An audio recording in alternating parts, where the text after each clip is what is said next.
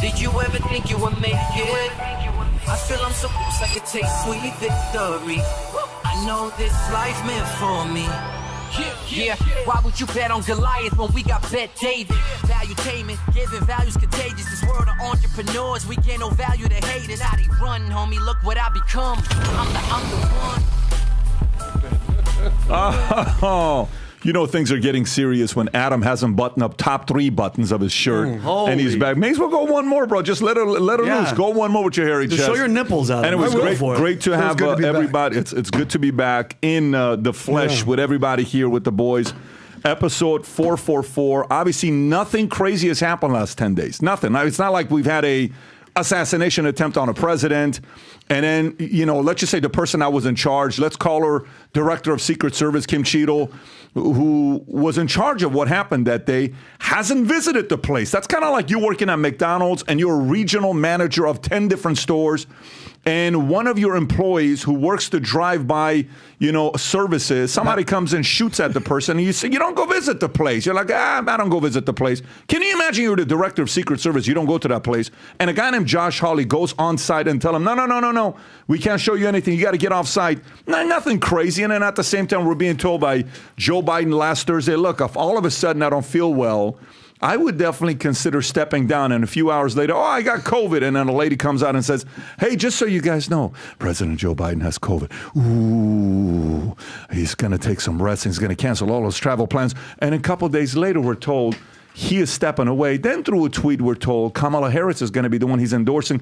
Then Clinton's endorsed him. Everybody endorses Kamala, except for the Obamas.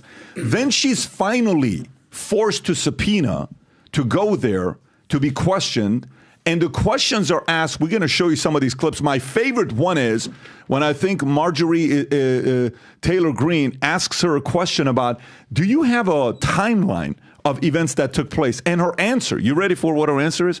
I have a timeline with no specifics. What? That doesn't make sense. She says that. We'll go through all the clips.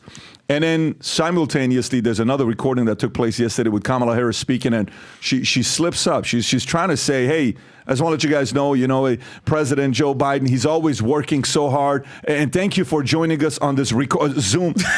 I'm sorry, what did you just say? A recording? Is this man alive? Charlie Kirk said he got a report that he's dead. And is he really dead? There's so many.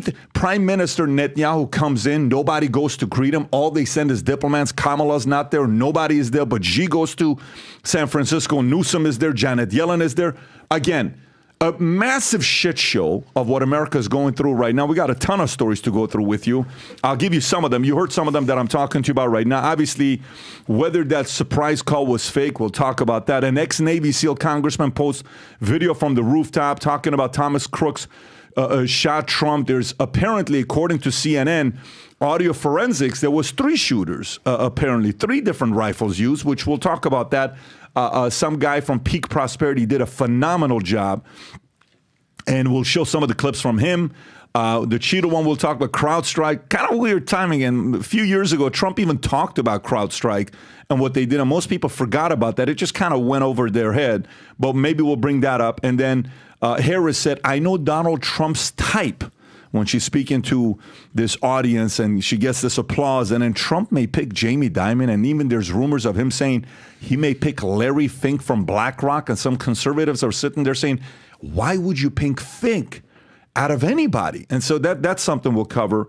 Mexican president says Trump is a friend and will warn against closing border. China drops sanctions on U.S. communications firm in rare reversal. Tom's got some very interesting angle why that's taking place. We may talk about the Houthis and what they recently did, claiming responsibility for the deadly Tel Aviv drone attack. Argentina's economy expands for the first time under Milei. Microsoft lays off DEI team, including CNN. Economist warns Americans over Biden's potential tax hikes. Car repossessions up to 23%. Elon Musk says his son is dead, killed by woke mind virus. Not physically dead. He's dead because of his mind with what's happening. You have to see this clip. It's as a father, it's very challenging watching it. Donald Trump Jr. says Kamala is worse than, is even more liberal and less competent. And Trump says, tells CNN that Harris would be easier to beat. Adam disagrees with President Trump. He'll tell you why here in a minute. And then come make $100,000. The billboard says police department are hustling for recruits, according to Wall Street Journal. Renters still paying $300 more than pre-pandemic levels, and mortgage rates fall to 6.77%. Now, we got a bunch of clips to show you and timelines. Couple things I do want to tell you before we get into the podcast. Do you know the last time we introduced this hat, what happened to it?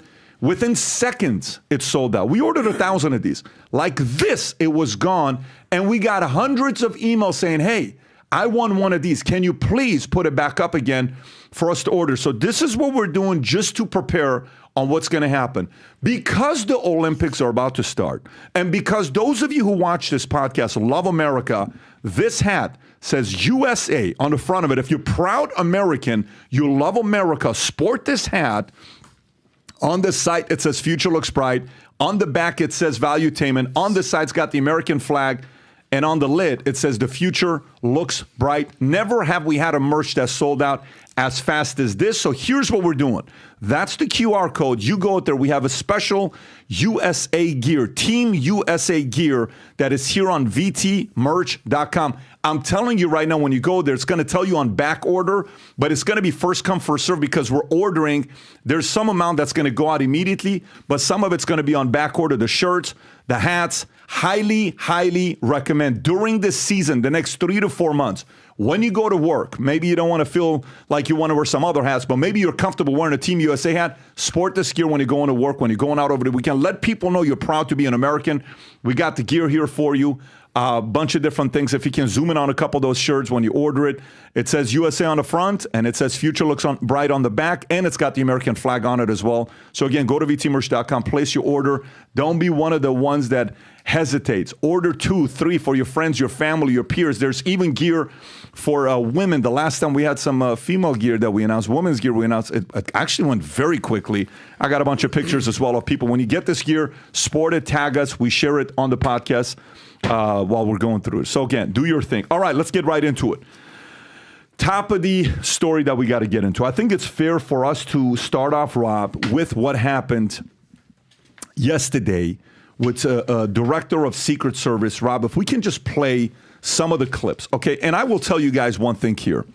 When you see her being forced to be subpoenaed to answer some questions, there was nothing that you heard that she answered any questions. Rob, actually, surprisingly so, I would like to start off with AOC. Did you guys see what AOC said about the Secret Service when she was questioning her? No. Can you pull up Do you have this, Rob, on what AOC said? I'll find it. Let me tell you, for me, you got to give credit when credit's due. I thought AOC, her opening and how she challenged her, I was so impressed, and I think you will be as well. Rob, if you have it, play this clip with AOC. Go for it. Cortez from New York. Thank you, Mr. Chairman. Director Cheatle, respectfully, what you had just laid out about 60 days. We are currently in the midst of an especially concentrated presidential campaign in the moment. That is also paired with, of course, elections happening across the country that are happening in about 100 days. So the notion of a report coming out in 60 days when the threat environment is so high in the United States, irrespective of party, is not acceptable. And I think it's very important to understand that. This is AOC. This is not theater. This is not about jockeying. This is about the safety of some of the most highly targeted and valued targets internationally and domestically in the United States of America. So the idea that a report will be finalized in 60 days, let alone prior to any actionable decisions that would be made, is simply not acceptable. It has been 10 days since an assassination attempt on a former president of the United States, regardless of party. There need to be answers. Again, this party, this committee, this is not a moment of theater. We have to make policy decisions, and we have to make them now. We do. That's right. And that may be and that may require legislation. That may require policy that we must pass in the immediate term. And without that, we are flying blind. So the lack of answers and the lack of report is just simply not something that we can accept. I'll give you my thoughts on this if you want to pause it. Well, go ahead, Vin. Oh, my God. It's so hard to believe any of the Democrats because this is the first time This is the first time that somebody sat in front of them that both sides, like meaning the right is being right and people on the left. This is the first time. Because, by the way, she can't talk. She can't praise her. No matter who the Republicans put up, AOC and all these freaking leftists always bash them, from Brett Kavanaugh to whoever it is. They just try to destroy their lives. From Candace Owens, they tried to destroy you. She has to say this, PBD. She has to, because it's a complete. She can't be up there and be like, no, stick up for her. She's doing her job. I mean, Tom, what do you think? I don't know. I don't believe her. So I agree with the history of AOC's positions. Just grate me, and we can go down the list. And Vinny was starting. What I think I saw here was AOC suddenly got religion, and she suddenly understands how big the machine is, and she's walking in there, holy cow, you know, look at what just happened. We had an assassination attempt, we got an election going on, and I think her eyebrows popped up real high, and she's like, we need to get to the bottom of this. And I think she suddenly felt the weight of her responsibility as a representative. I don't like her positions. I don't like her theater. She talks about theater. She's full of theater. Yeah. I don't care for that. But what I do think, I think she got religion, and I think she got a wake-up call. And there were some other things she said about Kamala being replaced, where she actually pulled down a tweet that was critical of the DNC in her own party. Adam. Well, let's get real here for a second. Trump should not be alive right now. Can we just take a second to recognize that Trump got shot in the face, on the ear, 1 inch over? Trump is dead. Half an inch. Trump is dead, and Biden is literally the walking dead at this point. Yeah. So here you have the person who's most accountable for Trump potentially being dead right now. Kim Cheatle is her name. Yep. Director of the Secret Security. Yep. Secret Service. And Secret Service. And reports to my she's being grilled. Now, here's my point, by lawmakers on the left and the right.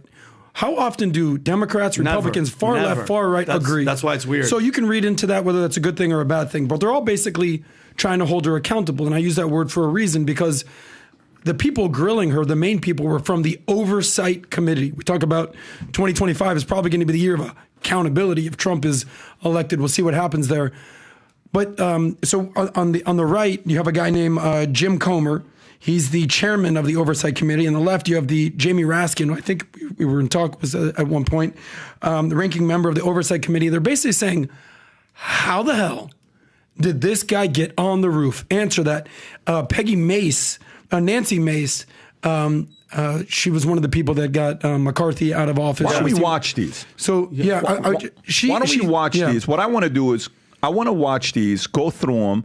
I was basically just playing AOC to just get, because Vinny was wanting to say something. I don't want to feel like we're going through the panel. Okay. Let's watch all of these, and then we'll come back to it. Go ahead, Rob. Play this clip. Why was Crooks able to fly a drone over the entire area the day of the rally and the day of his assassination attempt? To my knowledge, he did not fly the drone over the entire area. How did he fly a drone over the area, period? Any part of the area? Again, I would have to go back and check the timeline of when that took place and when the event. Why didn't you bring the timeline with you today to answer our questions? I don't have all of the answers on the timelines based on the criminal investigation. Were you not prepared today to answer our questions? I am prepared to answer the questions based on the information and wanted to be able to provide. Do you have a timeline Watch that this. Do you have a timeline at all from any of the day? I have a timeline that does not have specifics. How? That doesn't. That's shocking. People are that is laughing at it. absolutely. You can pause it. And it's not funny. No, it's not funny. Of course it's not funny. I got a timeline here to go through. What do you mean you don't have a timeline, right? You got July 13, 510. Crooks is seen on the rally grounds, and he became a suspicious person of interest at the rally about an hour before Trump walked up to the podium. 20 minutes later, law enforcement officers spot Crooks with a backpack and a golf rangefinder. 22 minutes later, at 5:52, the U.S. Secret Service locates Crooks on the roof of a building about 150 yards from the podium where Trump was set to address the crowd. The lawmaker says Crooks reportedly accessed the rooftop by climbing up an air-conditioned unit, possibly using a ladder. At 6 p.m., that's 8 minutes later, Trump walks up to the podium at the Butler Farm show just after 6 p.m.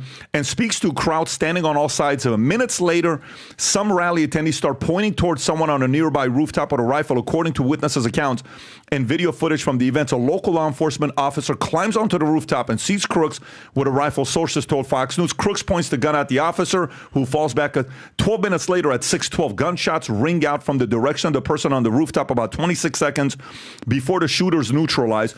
Then you got a minute to 7 minutes later, Secret Service agents moved Trump off stage and into a security vehicle. Took him 7 minutes to do it. You don't have a timeline.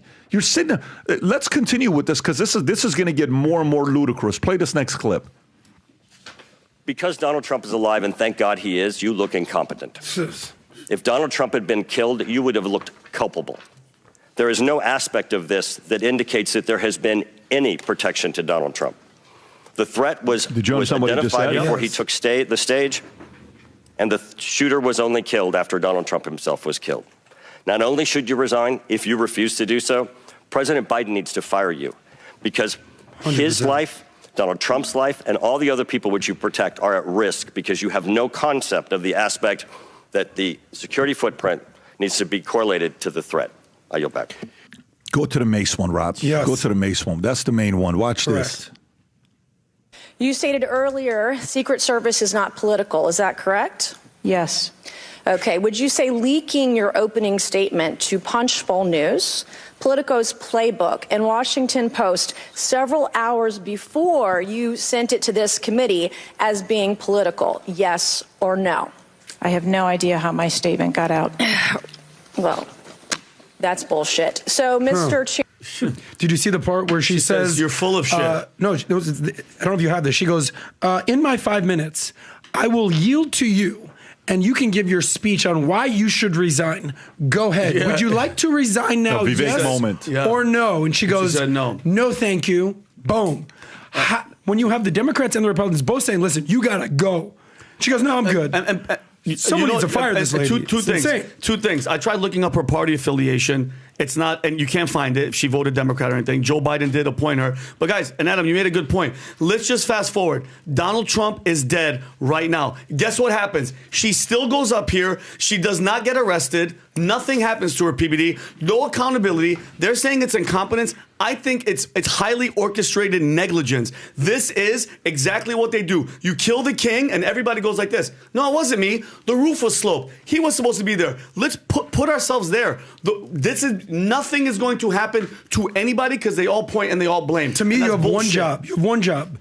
If, and it's an A and B thing, president gets shot, you got to go. Yeah. It's that simple. And can I say one thing? No, I want to stay. Adam, and I know people are going to be upset. I'm pretty sure you'll agree with me. This whole female, I don't give a shit. You know who I want in charge of Secret Service? An ex-Navy SEAL sniper, like people that, what the hell has she done? Has she ever served? Has she ever been in combat? This is a security job. I don't want her doing shit, and I don't want 9 short midget Secret Service girls trying to cover my crotch. Like, it's unbelievable. I think there's something here that we really need to look at. I look at the witness, and I look at the attitude of witnesses, and I have watched a lot of congressional testimony over the years. I've also watched a lot of open testimonies from court, from mob cases. And I can tell you, this is a witness that knows she's protected, that is just defiantly looking at everybody with this FU face and giving no answers. She is protected. She reports to Mayorkas. Mayorkas is protecting her. Someone has told her, look, you're being called to the carpet on this hearing. You are going to hear it. These people are raw. They're upset. You're going to hear it from both sides of the aisle. Don't worry about it. Just get through it. She has no further career. What you just saw here is the end of a career. Where does she go after this? She has to have received a promise and protection. This is exactly the way witnesses for the state stonewall district attorneys, and they have that look on their face that they are not worried about anything, and it's defiance because they've got protection in their pocket. I believe she has received the promise of protection, and whether her career continues or not is not material. You look at that, she feels like I'm cool. This sucks. This is a tough day, but I'm cool. I'm going to get out of this. Great point. What's this one, Rob? Oh, I've seen this. So there's to Vinny's point about DEI hires. This is Tim Burchett, where he calls Kimberly Cheatle the worst DEI hire in history on Capitol Hill. Let me ask you one more question. You found explosives in the shooter's possession. Is that correct? The FBI found explosives. Do we know who directed this young man how to make those explosives? I believe that the FBI is still looking into that on their investigation. Ms. Cheatle, you said that the buck stops with me, and I agree. I don't think you should resign. I think you should have been fired. Ma'am, you are a DEI horror story. I've told my daughter multiple times, my wife and my daughter, we talk to her all the time about how she's going to succeed in life. She'll succeed in life by achieving. Ma'am, you have not achieved today. You've let the American public down. If it was up to me, you'd be gone. Thank you, Mr. Speaker, Mr. Chairman. He's not lying, by the way. I mean, look, Microsoft closed their DEI unit. CNN closed their DEI unit. The thing about Vinny, again, I've talked about this for a while, is in business, when you come up with a bad idea, and I've come up with many of them, you're going to, as a founder, as a CEO, you're going to come up with ideas that are just terrible. Comp plan. I've changed my comp plan 50 times until it finally worked. You know what's the great signs of a bad comp? Is the behavior of salespeople, period. So what does it mean? You come up with a bad comp plan, sales try to take advantage of, or sales try to take shortcuts, or sales try to slow down, or urgency slows down for hitting certain numbers, or compliance takes a hit, or teamwork takes a hit, or managers stop worrying about training other people. They just kind of worry about what they're doing. Your comp plan could make the leader selfish. Your comp plan can make leaders focus on helping you. The comp determines the behavior, right? And then we'll come back 90 days later saying that was the shittiest comp plan we came up with. We got to make the adjustment, right? Bad policies produce bad results, forces you to make adjustments. Unfortunately, specifically the last 4 years, we can go to Obama kind of started it in 08, but it really accelerated the last 4 to 8 years, right? These DEI hires, okay, where you're talking about started off with, even on the Republican side, started with a DEI hire. You know who was the first DEI hire? Who's the first DEI hire on the Republican side? DEI. Who's the first Republican? And by the way, she's going to get upset because she watches this. Sarah Palin. Sarah Palin was a DEI hire. You mean to tell me McCain only had all these other choices? So Republicans also started this DEI hire. We can blame the other side. Guess what? Didn't work. Great. You did your governorship at, what do you call it? Alaska. Came in. Then who else followed the DEI hire next? Then Obama didn't fire a DEI hire. His DEI hire was a white guy. Okay, so he flipped the DEI hire. Joe Biden. Yeah, that's the point. He went with Joe Biden, right? And then you go to Trump. He picks a white guy, Pence. Like, okay, great. I need Indiana. He helps me out. Then all of a sudden, all these companies are saying, well, BlackRock, if you don't have this kind of stuff, we can't give you this. Then, Hollywood starts saying, hey, if you want to get a Oscar being nominated, you have to have these people on the underrepresented community and all this other stuff. Then NASDAQ right now, if you want to be listed on NASDAQ, do you know what NASDAQ asks you? Rob, you can pull this up. NASDAQ asks you, who on your board is part of the underrepresented community? Who is in your board that's either LGBTQ, black, colored, all this stuff, disabled? Who do you have on your board part of the underrepresented community? Guess what that leads to? That leads to the Texas stock market because it's a bad idea, okay? Watch this. What is the board diversity disclosure rule? The board diversity disclosure rule requires companies trading on the exchange to have a member on their board directors who identifies as female as a member of an underrepresented racial or ethnic minority or is a member of the LGBTQ community. Why does this matter to have it? Guess what? It's a bad idea. Now Microsoft shuts it down. CNN shuts it down. Going to seeing what's happening now, this bad idea, and by the way, if you continue listening to AOC, you know what I like what AOC said at the end? AOC at the end says, you know what my concern is?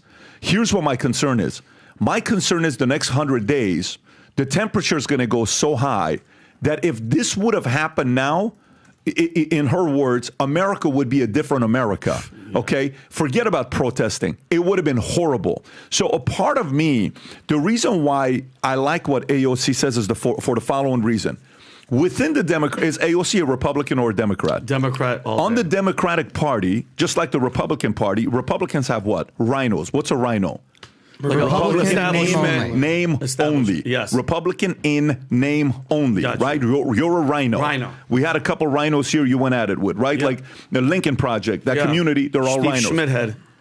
Go on the left. Is on the right.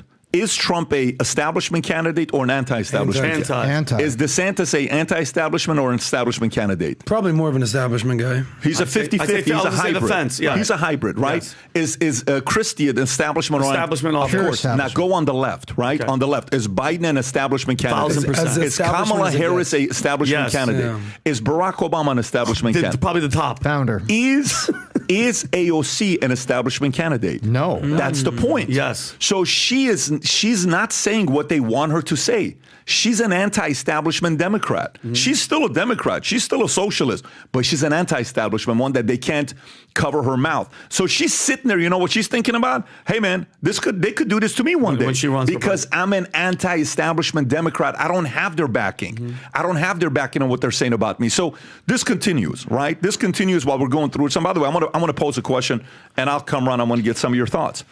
So a few theories. Rob, do you have some of the clips of that guy that sent it? I want to show this to you. This guy from Peak Prosperity, I want to get his name right. Mortensen, I want to say. Can you pull up his name? I want to give exactly what his name is. I think his name is Chris Mortensen's from SportsCenter, but it's something like a Mortensen Peak Prosperity. What is the guy's name? We have to properly give this guy respect because he's done a phenomenal job. Like he put in the work. Yeah, he put in the work. Zoom in. If you go to Rob, all you got to do is go to the top. And go to About. If you could go to About More, right there, you'll see his name to his Twitter account. His Twitter account goes to his name. Yeah, click on that. Go to, let's give him proper recognition. Chris Martinson. Chris Martinson. You were close. Perfect. Mark. Okay. Dr. Respect Chris to you. Martinson. So what he does the following. He goes out there, and by the way, you know what no one's talked about as well? Immediately people stop talking about it. Do you know what CNN reported a day after the shooting? A day after the shooting, Rob, can you type in CNN audio forensics? Type in CNN audio forensics. You'll see on the 14th right there. On the 14th, it says, according to CNN audio forensics, there was potentially 3 shooters and 3 weapons used. Yeah. What? Did you say 3 different weapons used? Yes, potentially 3 different weapons used. This is CNN saying this, that there's potentially 3 different weapons being used. What do you mean 3 different weapons being used? This guy breaks it down with the audio right there. Forensics and analysis suggests that as many as 3 weapons were fired at the Trump rally in Butler, Pennsylvania on Saturday. The first 3 shots considered alleged weapon A.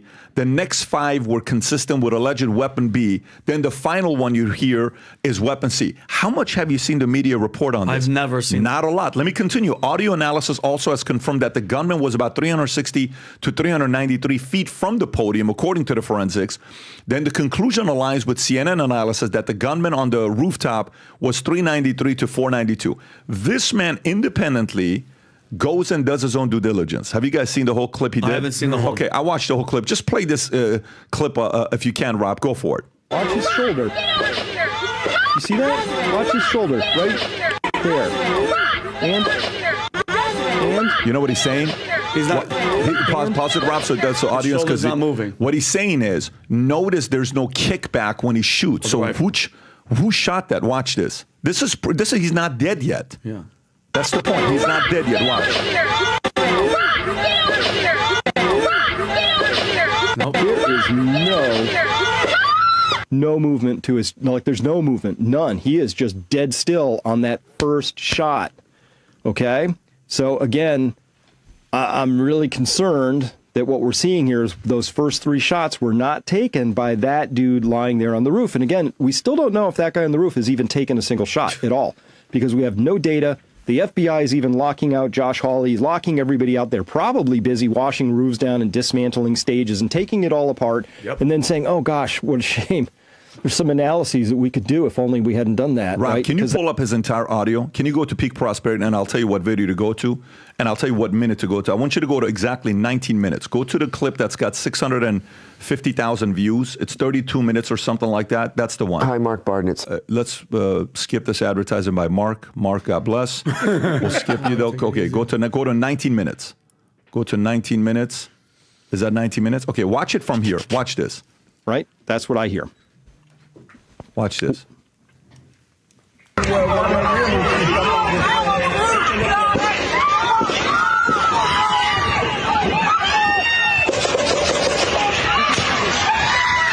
get it? 351. 351. So 351. 351 and the screen. pacing. If you can pause it, what he's trying to say is the sound doesn't match each other's pacing. First one goes pum, pum, pum. Pum, different right? sounds. So play that one more. Let it continue going. Let it continue going the way he's breaking it down. Okay, so let's analyze this now. Let's go into this with a little bit more depth. So video 2, the way I score it, there's about 16.0 seconds from first to last shot, so very consistent with what we're experiencing on the first audio. So that's nice. They kind of line up pretty well. And here's the whole audio from all that screaming and the shots from video 2. We have in blue the first 3 shots here. We have more shots here from a second weapon. I'm not sure about this one. It has a very different sound that we heard. And here's the final last shot, which I believe is from, oops, sorry, don't have my thing. You don't know what I'm pointing at. This is the 5 that make a very distinct sound. Here's one with a very different crack in it. That's the 6th shot in the string. And then here we have the final last one, which I think is the sniper weapon, which is probably the one that put the bullet just over the left eye of Crooks on the roof. So we're going to take a closer look at the blue, the red, the blacks here and listen to these things. But once again, let's just listen very carefully, and we'll go back and forth until you're certain of this yourself.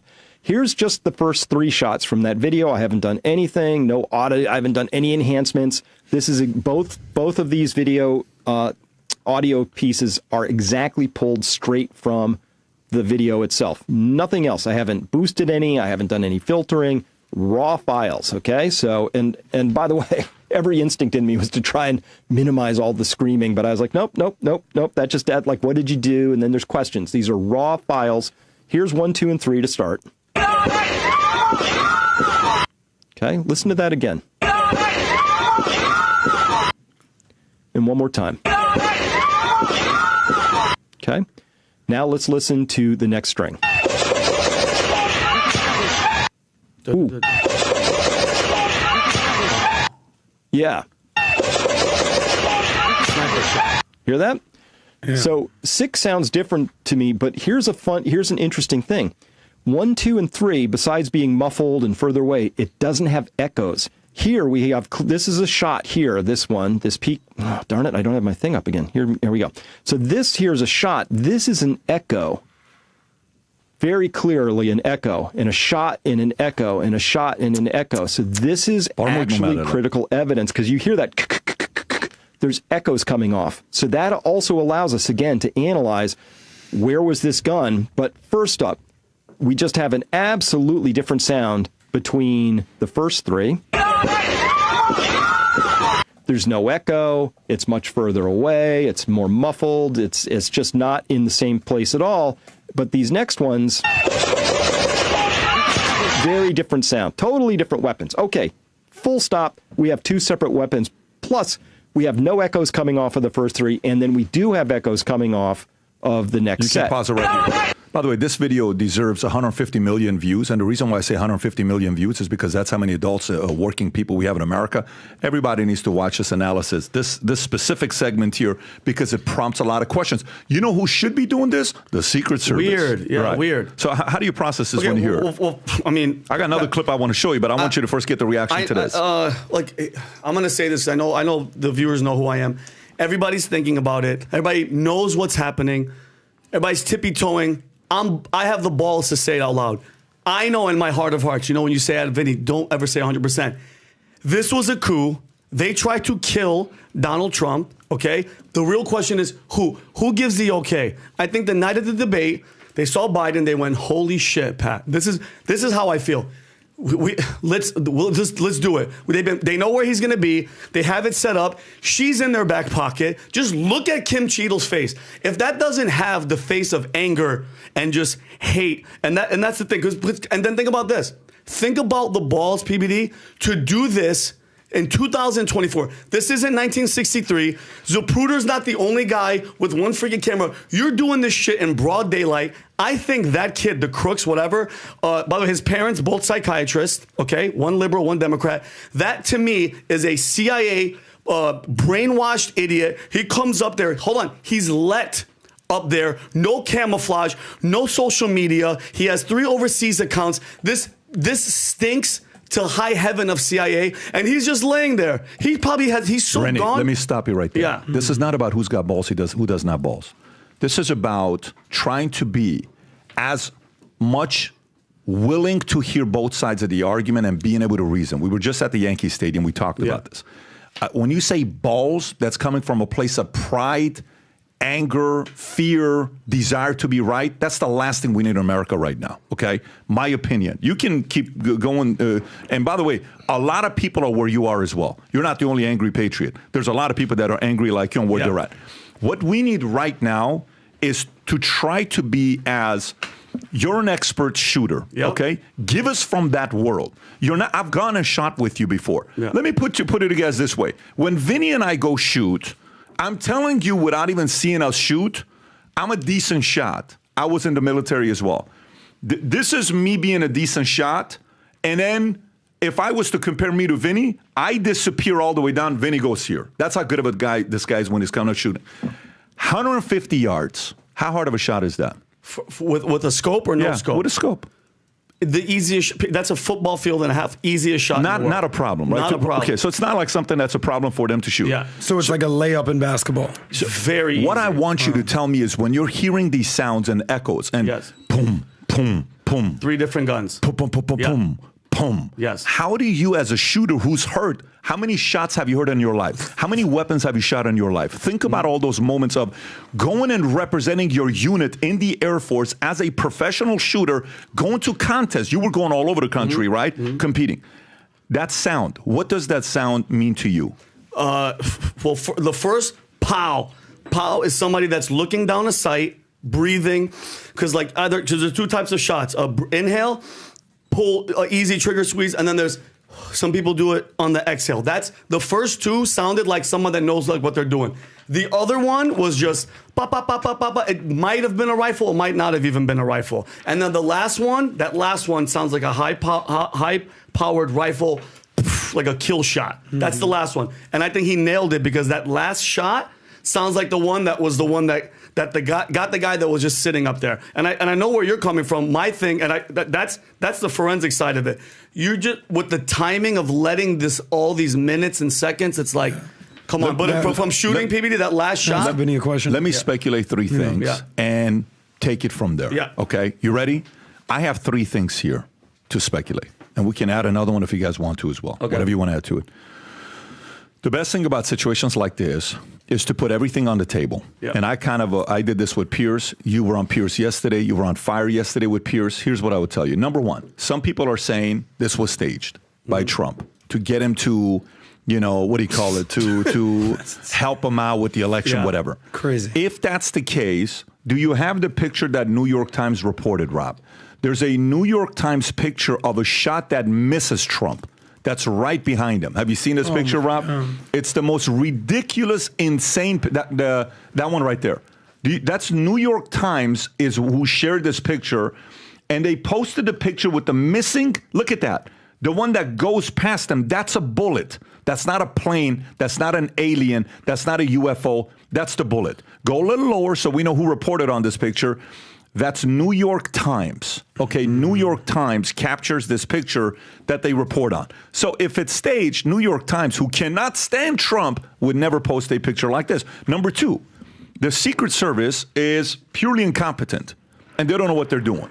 And she's a bad hire, and she's not a good leader, and she's not somebody that pays attention to details. Maybe that's what it is. Or number 3, and we can now do this, is this was intentional. And you know how people say, when they say, do you believe the election there was election fraud, election interference? This last week when we were at Hamptons, you saw the Spectator magazine and Media came and interviewed me. Yeah. And they were asking all these interesting questions. Yeah. And he says, well, Patrick, when you talk about election fraud and election interference, I said, look, here's the first thing we need to do. I worked with about 100 Scientologists for about 5 years, okay? I actually love working with them. They were you could learn a lot about what Scientologists think about, purely from learning on what they think. One of the things that Scientologists do is, before jumping to a conclusion, actually go look at the deeper definition of a word, okay? So let's unpack the meaning of election fraud. What does election fraud mean to you, Tom? Election fraud is a result that's been manipulated. Votes are inserted into a computer that never were voted by people. To me, that's fraud. Second, collecting all of paper ballots from an old folks' home, falsifying signatures, voting only one candidate, and then stuffing them into a collection. Those are real ballots that are fraudulently stolen and stuffed. Those things are examples of fraud. Of election fraud. Now, help me understand this, Vinny, and this is important. What is the definition of election interference? So the difference between election fraud and election interference. Intentionally creating a ruckus in front of a polling place and people can't walk in to vote that day. That's interference. You didn't change the votes, but you're interfering with the people's ability to get there. Intentionally closing a polling place, say there's 3 polling places, like a triangle. Right. You close the one in the middle and make it very hard for the elderly or other people that are working to get to the polling place. Now you're interfering with their ability to vote, but you're not stealing the votes. Perfect. So watch this. Whether it's election fraud or election interference, was something done to directly impact the results of the 2020 election? Yes. Okay. Cheating. It's called cheating. But here's where I'm going with this. But you have to isolate each definition. What sometimes they want to do is they want you to say, well, all these different people that came out and they said there's nothing that happened in Atlanta and all this other stuff. That's election fraud. Yes. Election interference is indisputable after Twitter files and all this stuff. So let me go to my last question, and I'm going to come to you guys. One was what? Staged by Trump. Yes. New York Times, boom. 2, they're just incompetent, don't know what they're doing. Number 3, Secret Service either intentionally staged this, like election fraud, or intentionally election interference. They interfered with the potential protection of the president. So one can say, well, we did our best, but guess what? Don't worry about that rooftop. That is a form of interfering with protecting the president. Agree. What percentage do you believe it was outlandish like the election fraud model versus no? The Secret Service knew how to get out of the way to cause something like this to happen and say, man, this is a tragic event that took place. I have to step aside. And it just kind of goes away as, you know, they didn't really do it. They just didn't get in the way. Do you know what I'm saying? I got you. What percentage you think there was a direct influence there? Man, from after hearing her and the absolute debacle failure of security at the highest level for the most hated person on the planet, PBD, because mind you, when you said fraud and interference, in the middle is cheating. So no matter who did what or what the stand down order or incompetence, it comes down to they knew, so they facilitated it. I think it's 95% that especially her. The buck stops with her. She was involved in the conversation of, you know what? Don't give him that much security. That's my opinion. That's where I'm at. Exactly. So what percentage you think you're there? I'm at 90-95%. Okay. They were trying to do what they were trying to do. By the way, yeah. So are millions of people. Yeah. So are millions of people. To me, the question we have to ask is, now this is the next question, Tom, and I'm going to come to you. So, okay, either they delayed Thomas Matthew Crooks shooting Trump or not shooting Trump, allowing him to go there, then trusting a guy that knows what he's doing to take the kill shot, and then allowing Thomas Crooks to take the shot that he's going to miss, and then boom, killing him, right? So we don't know how many. Do we even know how many times he was shot or not? This is where I'm going to go with you, Tom. Question I got for you is, was this like 1963, November 22nd, I believe, CIA does what they did? Is this the identical playbook of the 1963, November 22nd assassination, successful shot attempt on Kennedy, or is this slightly a different approach they took than the 63? This feels very similar, and here's where it feels similar. We now have tons of photos and videos that we've gone back in history for 1963. The Secret Service guy asked to step off the car. He's holding his hands up like, wait a minute, why am I stepping off the car? We all know the images we're talking about. As it as the car turns. The speed of the car slows down. LBJ drops into the back seat of the car that he is in. It is an absolute fact. We have it all. So you have all of this. Wait, what's going on there? So Kennedy became a soft target when that car came around there. Now we know for fact, because we have the police radio and everything. And by the way, you can listen to the police radio now at the book depository, and they tell you you're listening to the audio of 2 different weapons. It even says so. So they're basically saying that it's 2 gunmen. So, and Oswald was put under a spotlight when he was being arraigned. A government official passed out to people at the Kennedy in Dallas, the name of the supposed Soviet organization that Oswald was a part of. So here's what I see here. The 5 shots are the guy on the grassy knoll. The 3 shots is Oswald.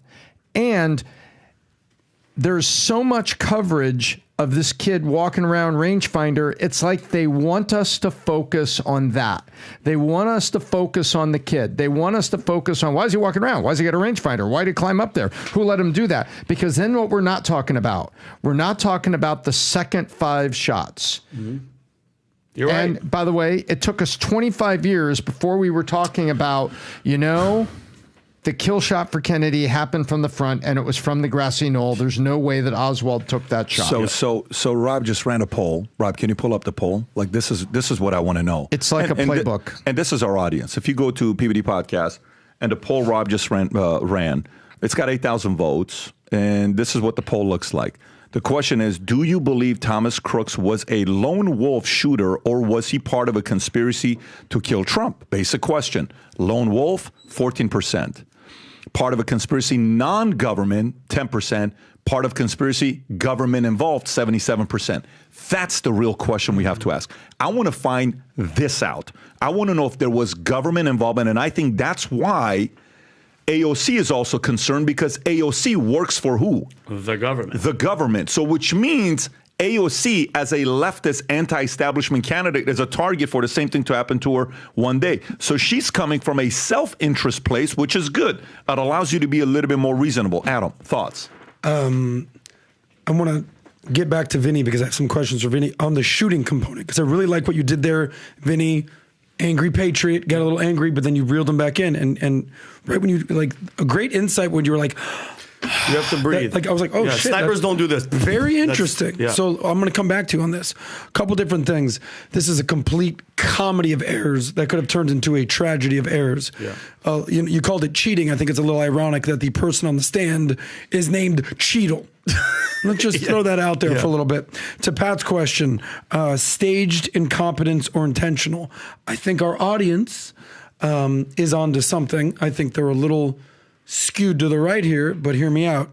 Staged, 0%. You're saying it's staged. Yeah, let's just kill the firemen. Yeah. Let's just shoot some people. Yeah. Let's literally take a bullet. Be specific when you say staged. Staged meaning it was intentionally done from Trump's camp to help him get more. And it's really not blood. It's ketchup. It's all these theories that are coming out. It's not real. You can throw that out with you have a dead citizen and 2 other citizens that are in there. Imagine it was glass they used. No. That's what Joy Reid says. But go ahead. Just imagine if that were. That's absolute insanity. Yeah. So let me just give that a 0, and I don't like doing 100. Correct. That one's absolute comedy of errors, incompetence. You told me to go here. I told you to go there. Who checked the roof? Oh, no, I forgot. But like when you leave the house, it's so simple. Hey, you locked the door? Yeah, I locked the door. Hey, whoa.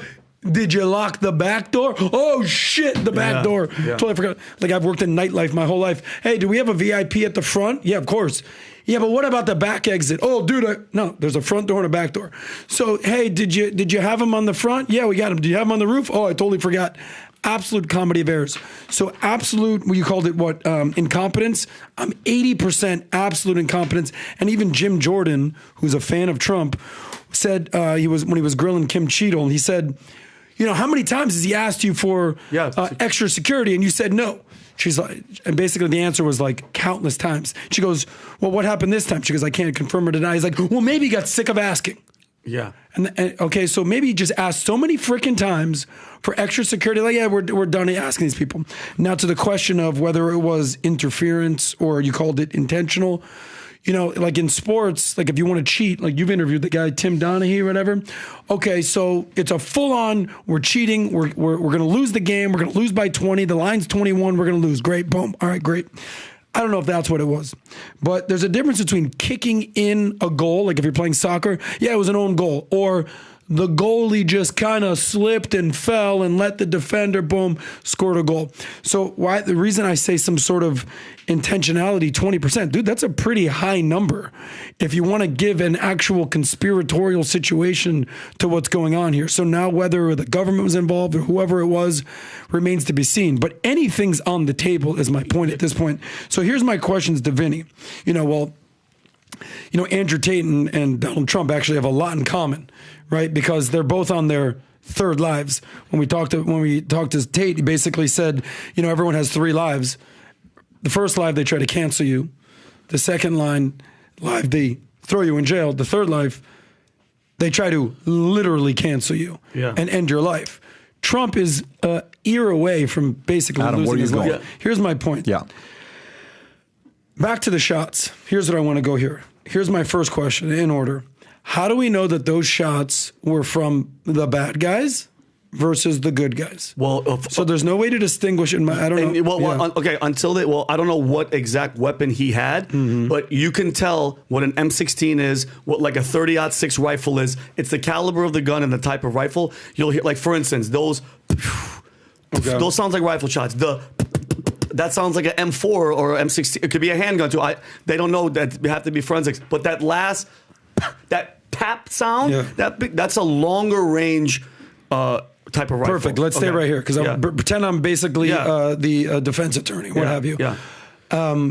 Okay, so all those sounds were collectively from good guys and bad guys. Who yes knows? or no? Yes. We have no. They weren't all from the bad guys, right? No. The last one was probably a Secret Service or whoever, marshal, sniper killing the sounds we heard on that video of the gunshots in 16 seconds, I believe it was, more than likely are from good guys and bad guys. Correct. Okay, cool. Correct. So depending on who you want to call good and who, But go ahead. Yeah. Secret Service, whatever, versus the shooter.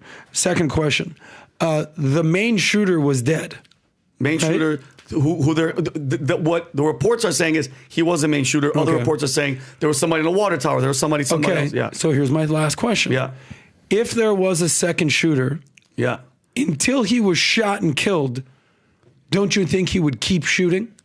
What do you mean? So my question is, so if there's a second shooter, shooting at whatever it is, more than likely, if your goal is to kill Donald Trump, you're going to keep shooting until you hit your target. So my question is, if there was a second shooter and the Secret Service was shooting back, where's the dead body? Okay, well, meaning just process that for a second. Yeah.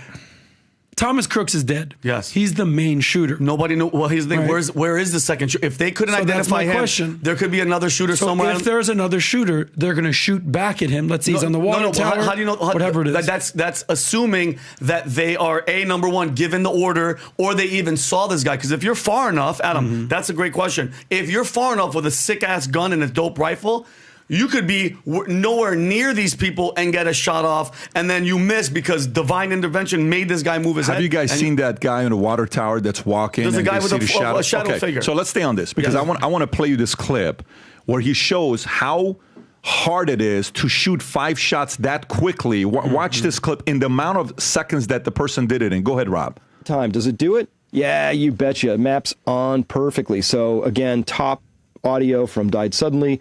Second audio line from that link right there. Third line from that watch this piece right there. Is this a second group of? I want to go to the group I might of have 5 mislabeled shots. that last third one. Don't hold me to that one. I'll fix it if it's true.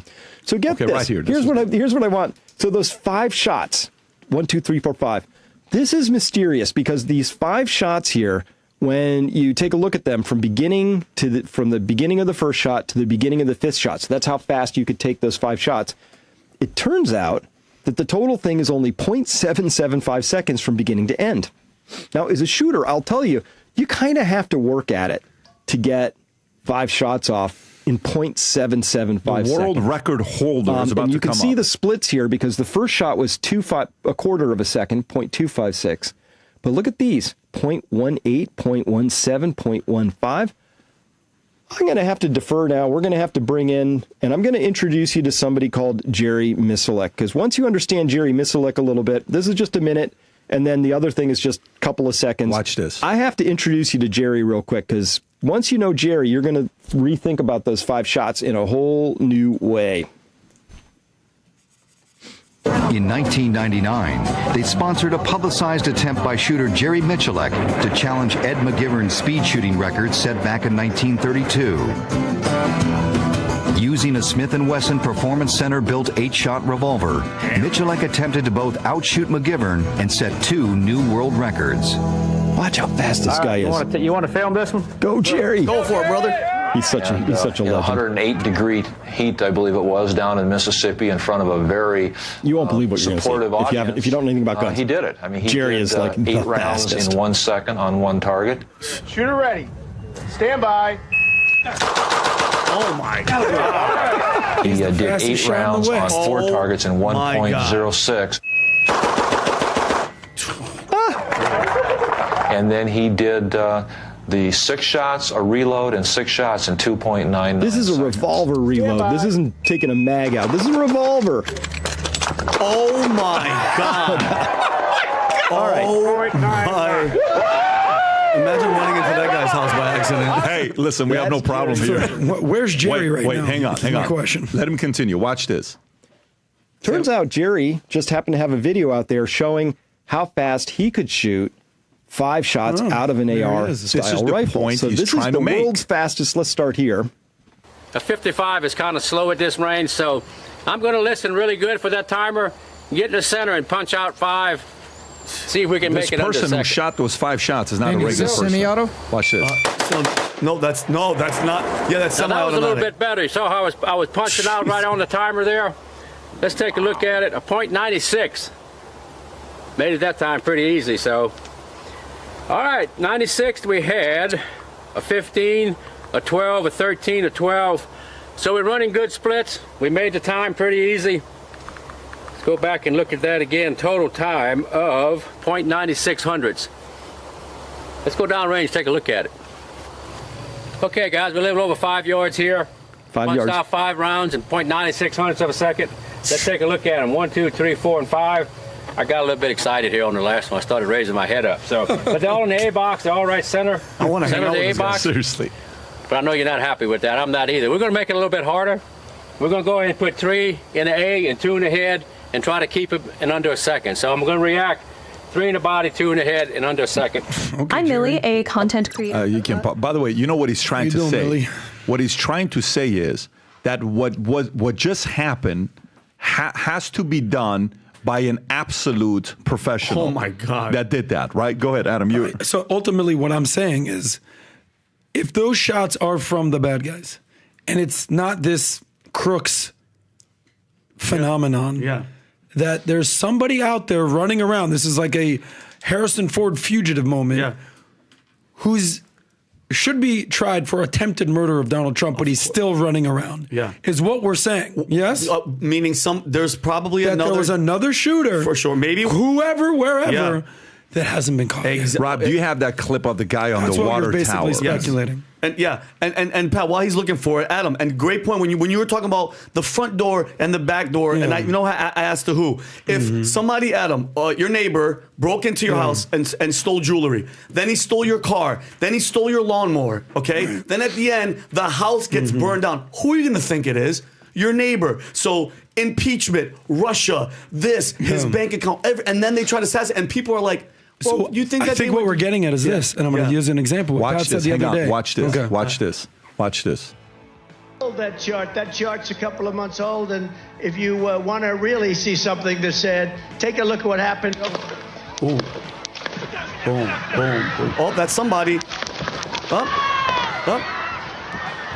And then what does he do? Why does he? Watch this.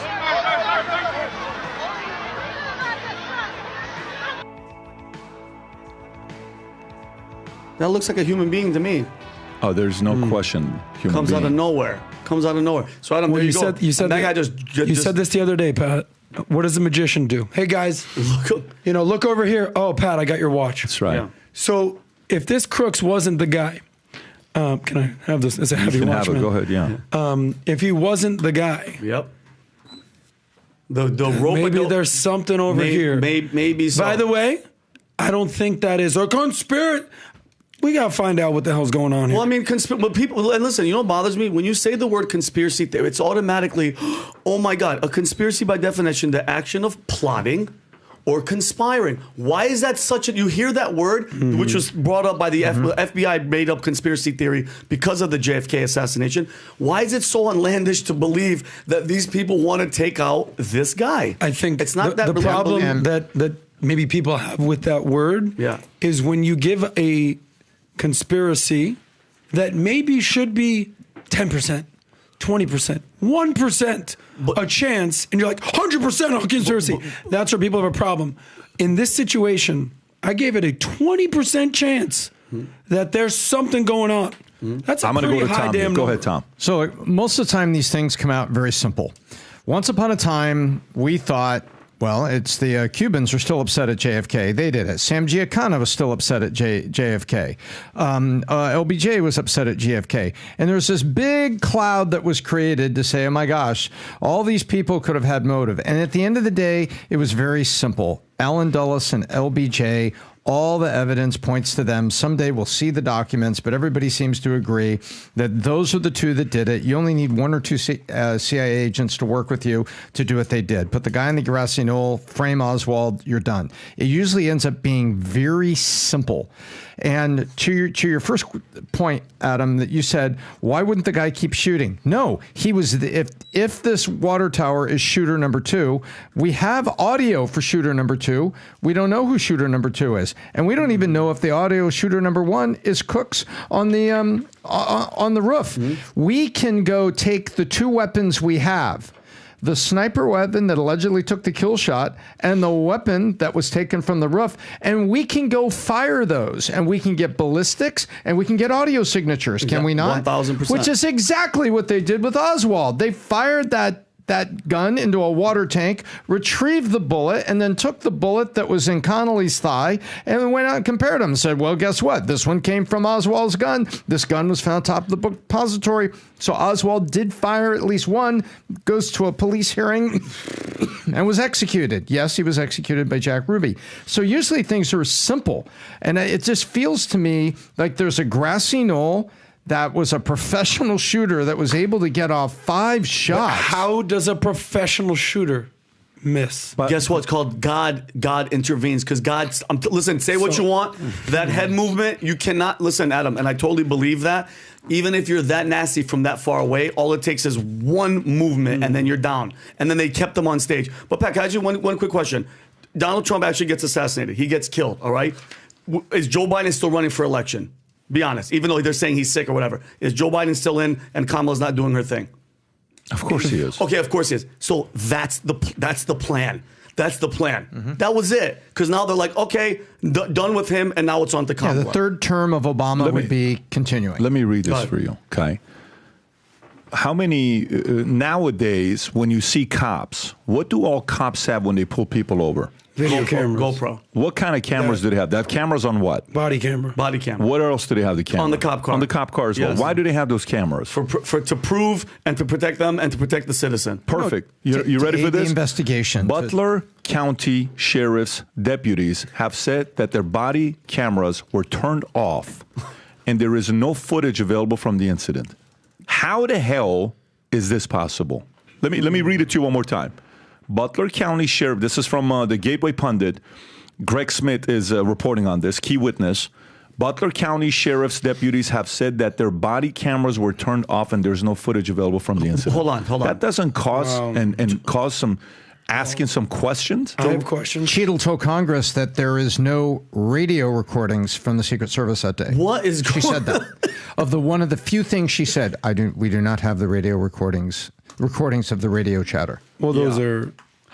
Can I ask a question on that? Yeah. You have to have your body cam on. When else were you told to turn your body cam off? Oh, it's never happened before. Okay, why the hell? I'd go back to every single other rally where you're told to turn off your body camera, yes or no. Those are simple questions. But here's the thing, though. When there's an interaction, when there's something that's happened, your body cam, you're supposed to turn it on. If you're interacting, you're going to the guy, you're going to the roof, it has to be on. If you're directed, do not turn them on. That's a whole different situation. Let's go to the next thing. So now we've done our own amount of questioning and just being regular people like yourself watching this, saying, okay, I got some questions. I want to know what's going on. This next thing I want us to talk about is the sequencing of President Biden saying if I'm sick and all this, and then Kamala endorsement, who does not. I want to go through that process next, and a video that we just saw yesterday that Kamala slips up and says something very weird. And by the way, again, an image and a video clip showing how Simpsons got it right again with the exact dress and the exact necklace, which you're going to sit there and say, how in the hell are the Simpsons running the world? Is that what they're doing? But before I do so, I do want to tell you one thing that's going on. We run a consulting firm called BetDavid Consulting. You can go to betdavid.com. We do engagements for about 5,000 businesses from 60 plus countries on many different areas. If you want to learn more about it on betdavid.com, there's a 20-minute video at the bottom that'll break it down for you. However, next week, Rob, on Tuesday, I am running a free webinar at 6 p.m. Eastern Standard Time. It's a private one, but it's a free webinar about AI revolution and how many businesses, how they're using it, who's not. There's a lot of fear in the marketplace right now. What's going to happen with it? When we were at the Yankees event this past week, you were there with us. What was the most common question people were asking? Those hedge fund managers sold their business for a few $100 million. Guys in the AI space, guys who owns 18 McDonald's, who does nearly $100 million a year. From many different walks of life, everybody was asking about two things. One was what's going to happen if the grid. The other one was about AI, and how it's disrupting different industries. On July 30th, next Tuesday, 6 p.m., I'm going to give those who attend a white paper with breakdown of what you can do for your business, as well as a nearly an 80-page PowerPoint of research. We put hundreds of hours into this to those who attend. If you have not yet registered for it, go on that QR code, register for it. There's only going to be 3,000 people that are going to be on live. And right now we have nearly 20,000 people that have registered for this. I highly recommend you register for it and make sure you put in your calendar, get on 15, 20 minutes before, because the thing's going to get filled up very quickly. So that's the QR code. Get registered. We'll do that next Tuesday at 6 p.m. July 30th. Now, President Biden comes out last week and says, I would consider stepping down if something were to happen to my health. Few hours later, I have COVID. Couple hours later, a lady at an event comes out saying, unfortunately, he's going to have to cancel all his plans. He won't be here with us because he has tested positive, and he's canceling all of his responsibility, all of his travel, speaking, everything. This is during election season at the peak of it, which they're less than a month away from the DNC. Who does that? He does that. And by the way, this isn't COVID of 2020. This isn't getting COVID of 2021. Nowadays, how many people even say I got COVID? I don't even know who says they got COVID, but apparently our president got COVID, and he's the leader of the free world. Sure. He's got COVID. The rest of us were just getting colds and flus, but it is what it is. I digress. Let me get back to it. We're at the Hamptons, and all of a sudden, we get news that President Biden has decided that he's not going to be running for re-election. The letter comes out, everyone's reading it and reporting on it. We're at this place called Kelly's at Hamptons getting a sandwich, and the lady's next to me, and I said, did you hear the news? She says, what happened? He's not seeking re-election. No way. Yes. Boom. Right afterwards, a tweet. And Jill and I have decided to endorse Kamala Harris. Then a couple minutes later, Clinton's endorse. AOC endorse. Almost everybody endorses, and Obama's put out a tweet, but the only thing that the tweet put out, the tweet was about how great of a citizen Biden has been, the 50 years of service, but it's not an endorsement that takes place. Then everyone's waiting for him to give a report. All of a sudden, Charlie Kirk has a tweet that comes out. Rob, if you can pull up the tweet. Charlie Kirk tweets saying, I got a source from the inside telling me that President Biden is potentially dead. What? Yes, that President Biden is potentially dead. Now, Rob, Charlie tweets a lot, so you got to really go back to find it. I don't know when it was, but it's got to be right after the announcement that's being made that he is dead. Anyways, if you find it, I'll read it to you. Is that it? Okay, is that the one, Rob? Got a weird lead on a story that people should look into. I got a call from a source close to Vegas Metro. The official story was that Joe Biden's trip was cut short from last week due to COVID. However, according to the source, U.S. Secret Service informed Las Vegas Metro that there was an emergency situation involving Joe Biden and closed necessary streets so that President of the United States could be transported immediately to University Medical, which they began to do in earnest. Then mysteriously, there was a stand down order, and the U.S. Secret Service informed local Vegas PD that they were going to medevac President of the United States to Johns Hopkins, which they presumed meant fly him back east ASAP. Baltimore. Apparently, the rumor mill in the police department was that Joe Biden was dying or possibly already dead. I didn't think too much about this lead. Seemed too wild to be true. But given that Joe Biden has been out of public sight for days and dropped out of the race via an ex post, and his brother James indicated health was a factor, I'm beginning to grow more curious if COVID or something else has been more serious than reported. If anyone in Las Vegas Metropolis has to send him an email. Now watch this.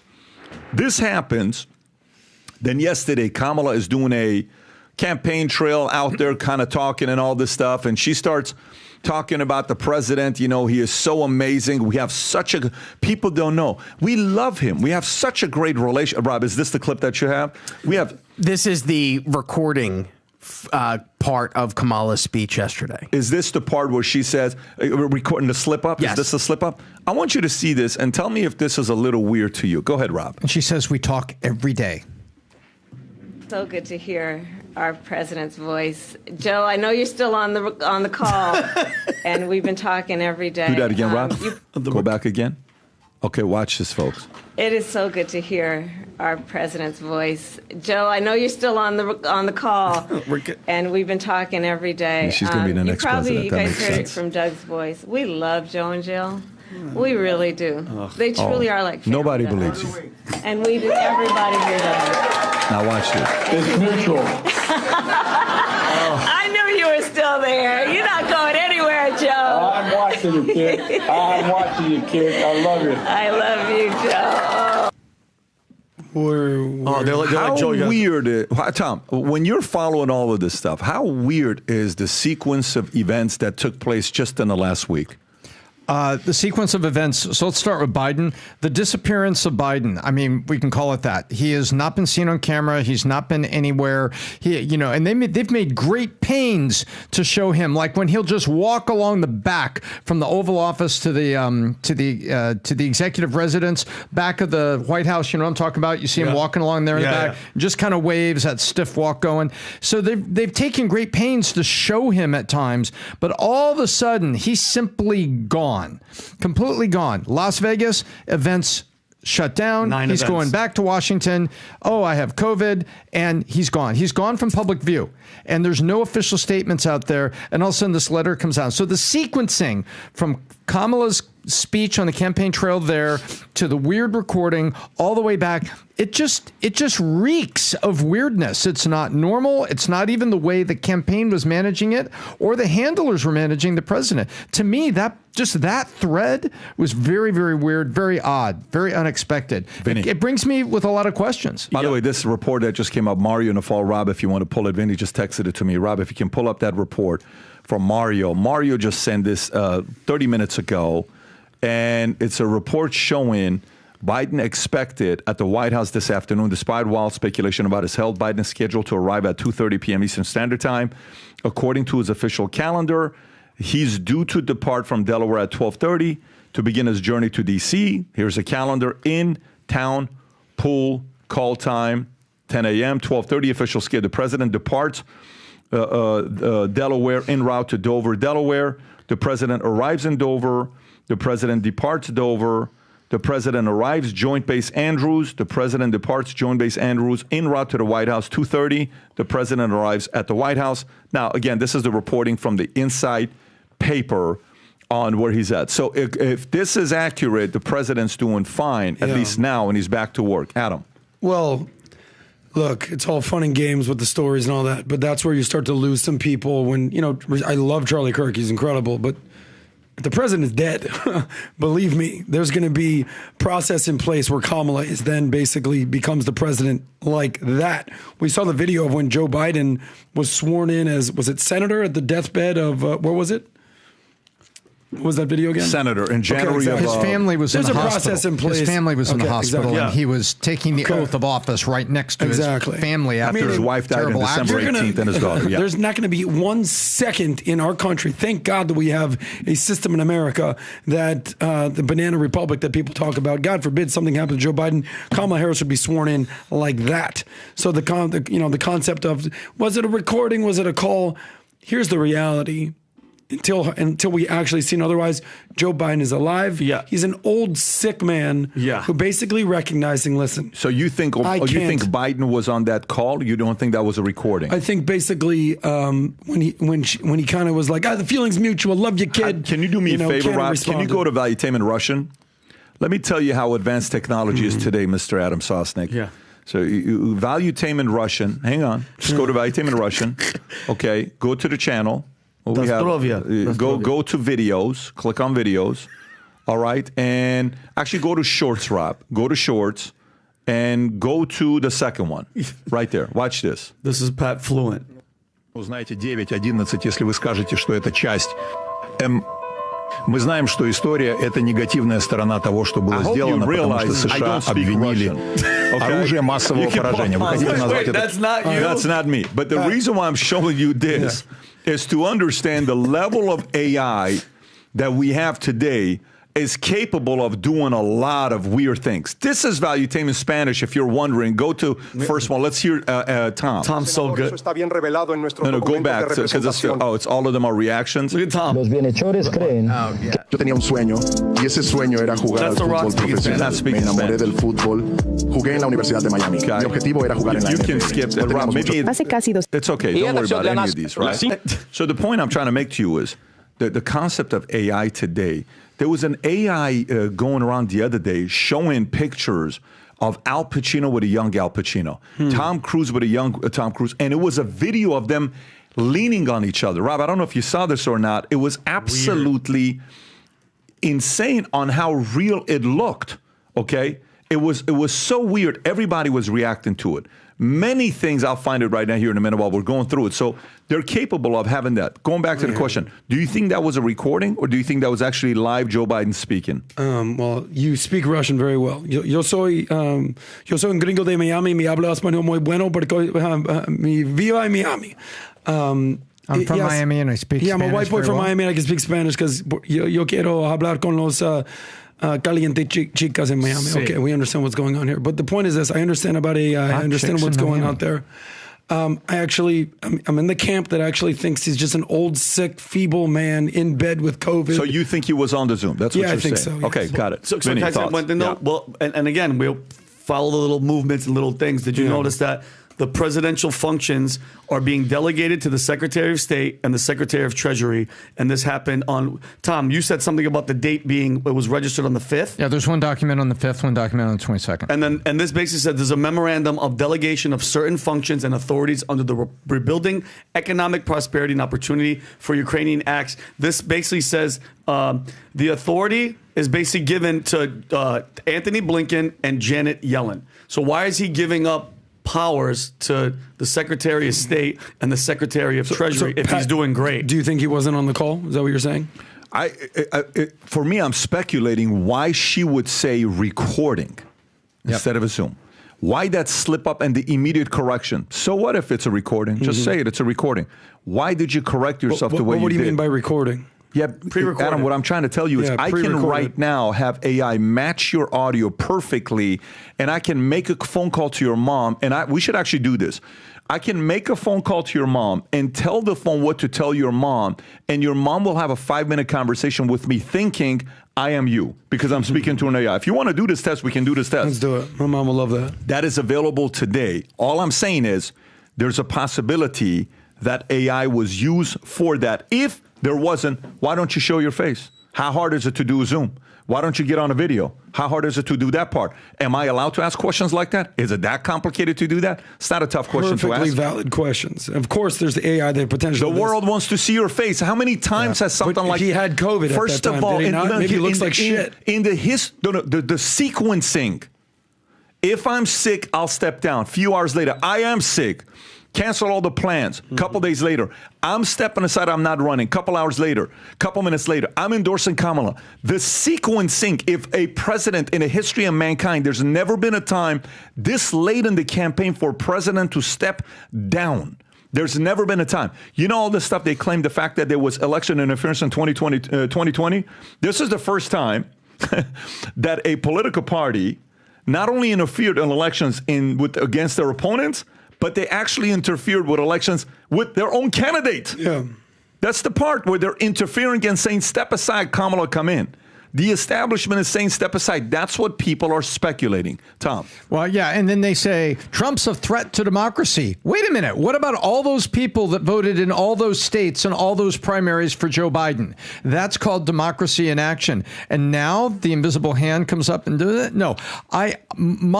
My assessment is I do not think he was on that call. I think it was a recording that for whatever reason he couldn't be on the call. Is he going to walk off the helicopter? Because that timeline we saw there culminates with him from Andrews to the White House will be a Marine Corps One, which is the big helicopter. He'll get off the helicopter, walk into the White House, wave to the reporters, or it's the body double wearing the Ray-Bans. So that's what we expect to see today. But why would they have to do that? And I'm with Pat. I don't like the sequencing. And it seems like if he's really sick, if he was really down for the count, or if he had a minor stroke, whatever those things, that was a recording that they used AI or an old recording. And Kamala Harris just blew it. That's what I think. Tom, you're pretty logical. By the way, you know who else agrees that she blew it? Mayor Brown. He also, but go ahead, Vinny. Jesus. No, go ahead, Vinny. The hardest working shoulder blades in politics. Tom, go ahead. What's your... if it was AI, what's the problem? Meaning, can we all acknowledge that Joe Biden is not doing well? Can we just acknowledge that? Oh, right? Yes. There's no, we're all saying the same thing. But what's the point? Even if it was, you're saying he was sick and he didn't want to. What's the point? I guess they deceive the American people while she's making a speech, and it's a recording of our president. Then how many other times are we going to do that? Listen, and deceive the American people? When you have kids, where does it stop? When you have kids, and your kids get older, they become more and more clever on how they try to sometimes deceive their parents, right? And they indirectly train you. This is like. The level of cleverness on what they're doing here is so amateurish. It's like the way I do magic for my kids. Brooklyn is starting to find out exactly how I do magic nowadays. I can't even fool Brooklyn.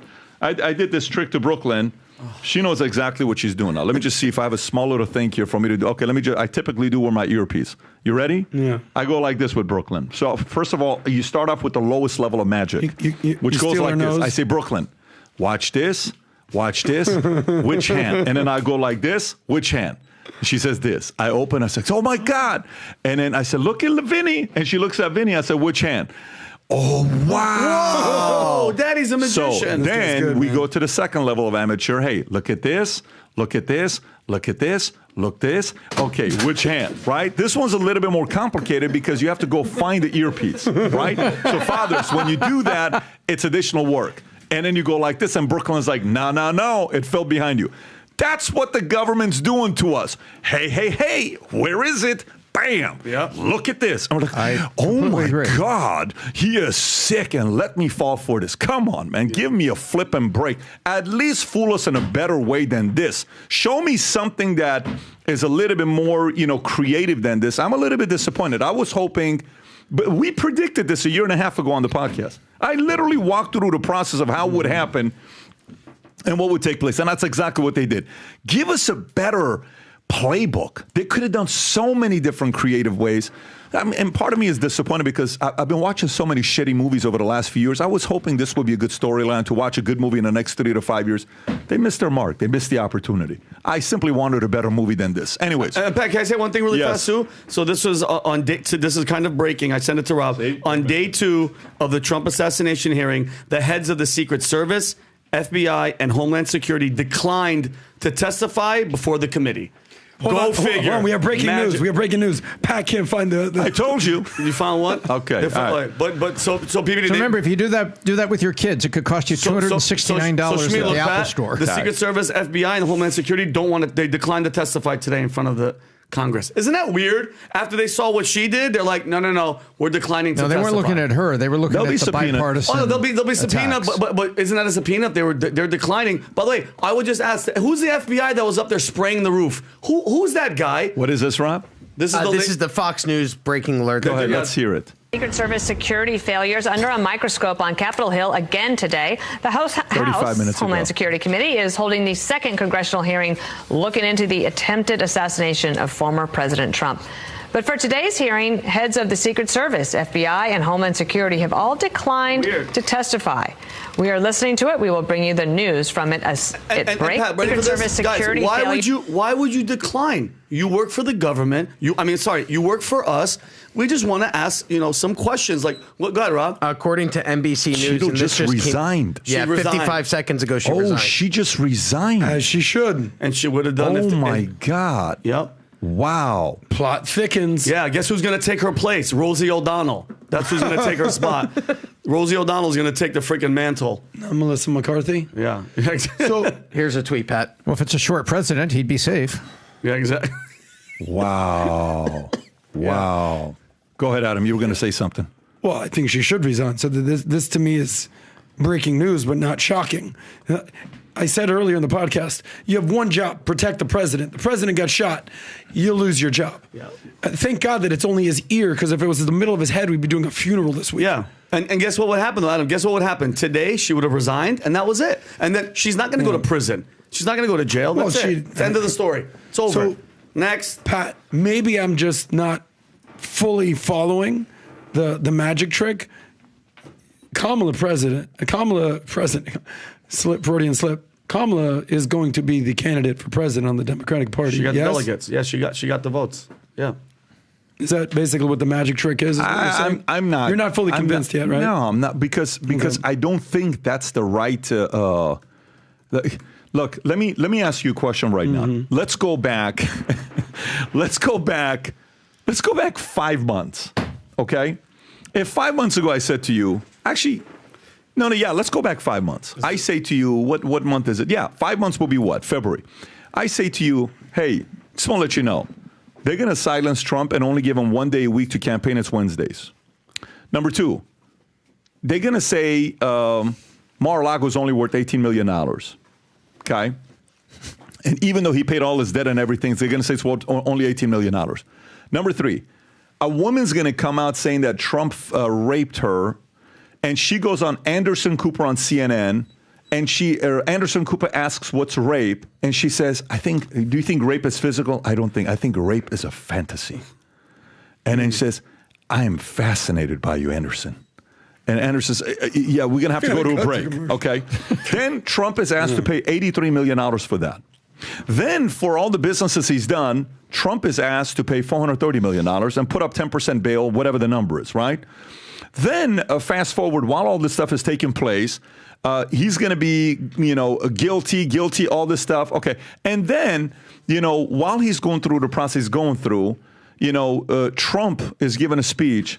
He has an assassination attempt on him.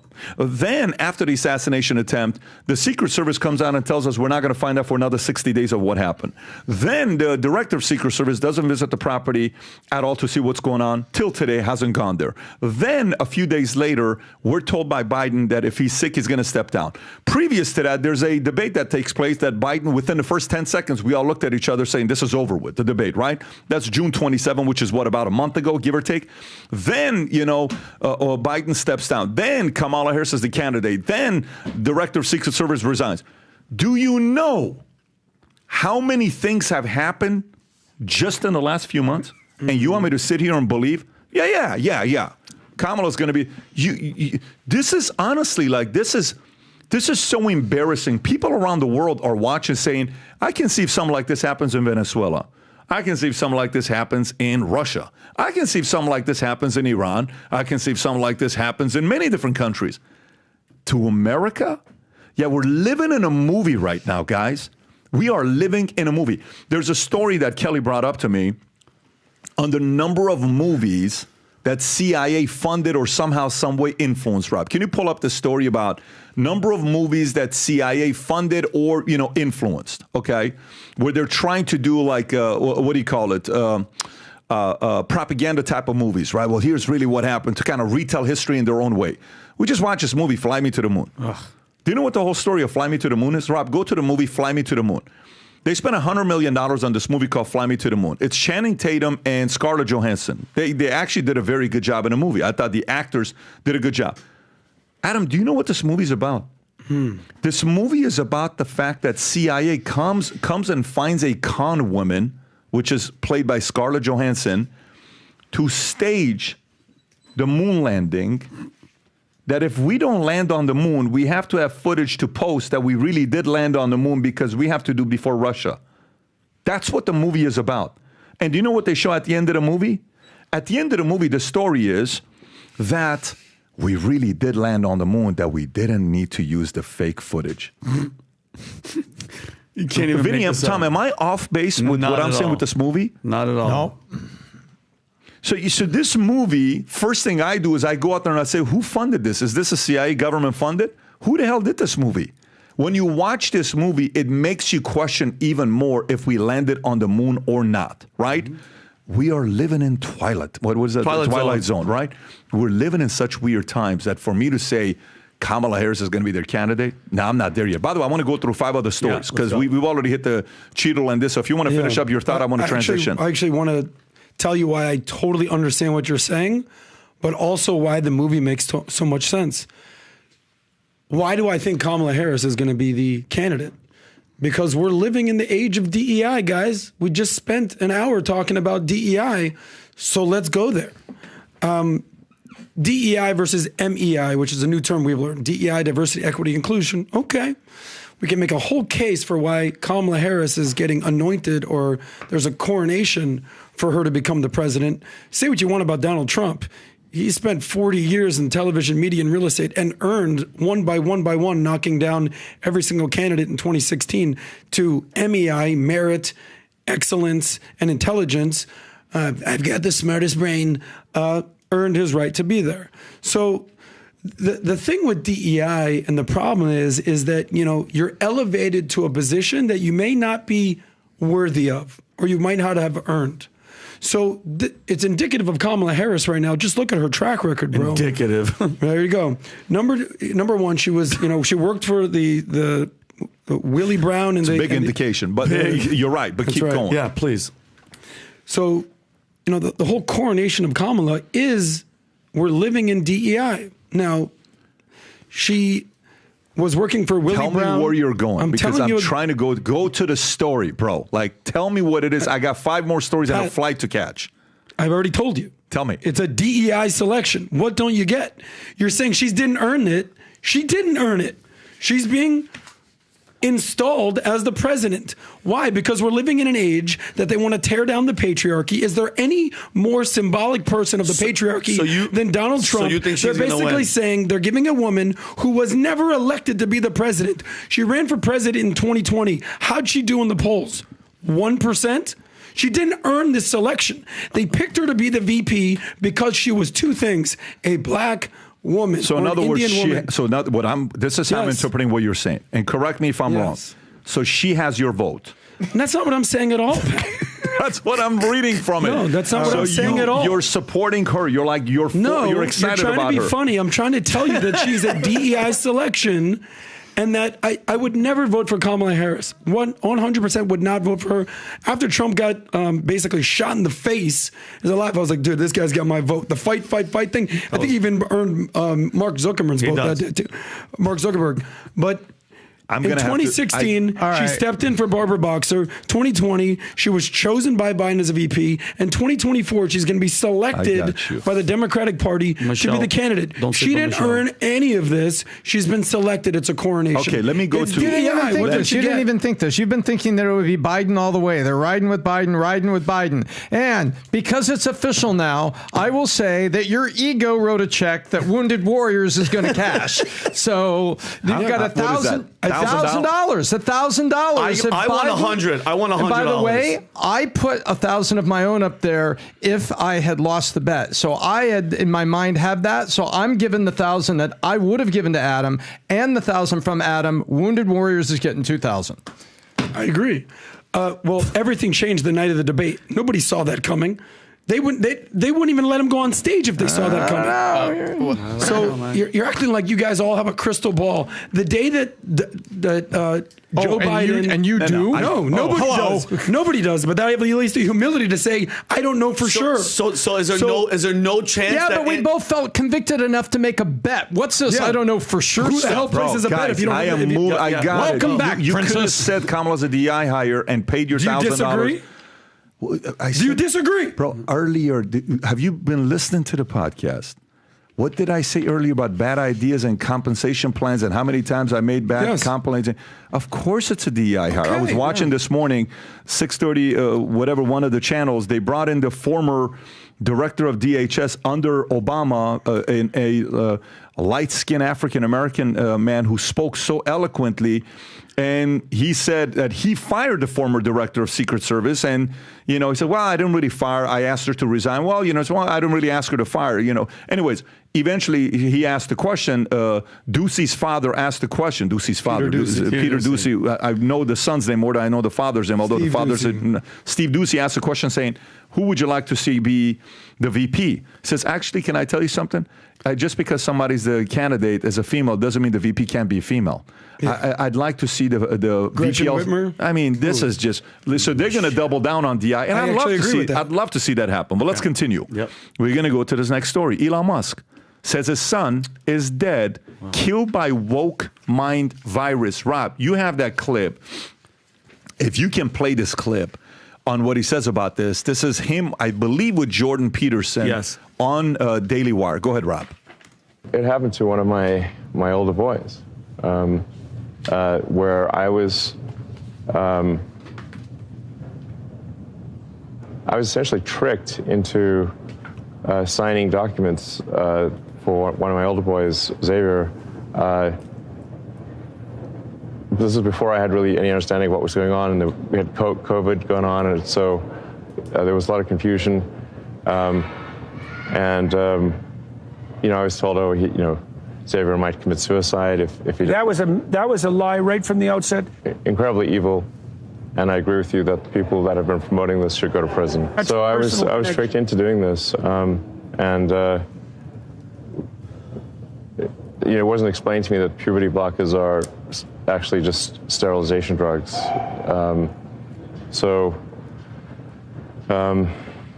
Anyway, and so I lost my son essentially. They call it dead naming for a reason. Yeah.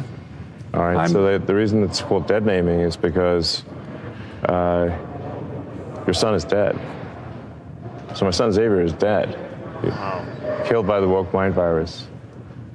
I'm sorry to hear that. Yeah. I can't imagine what that would be like. Yeah. So.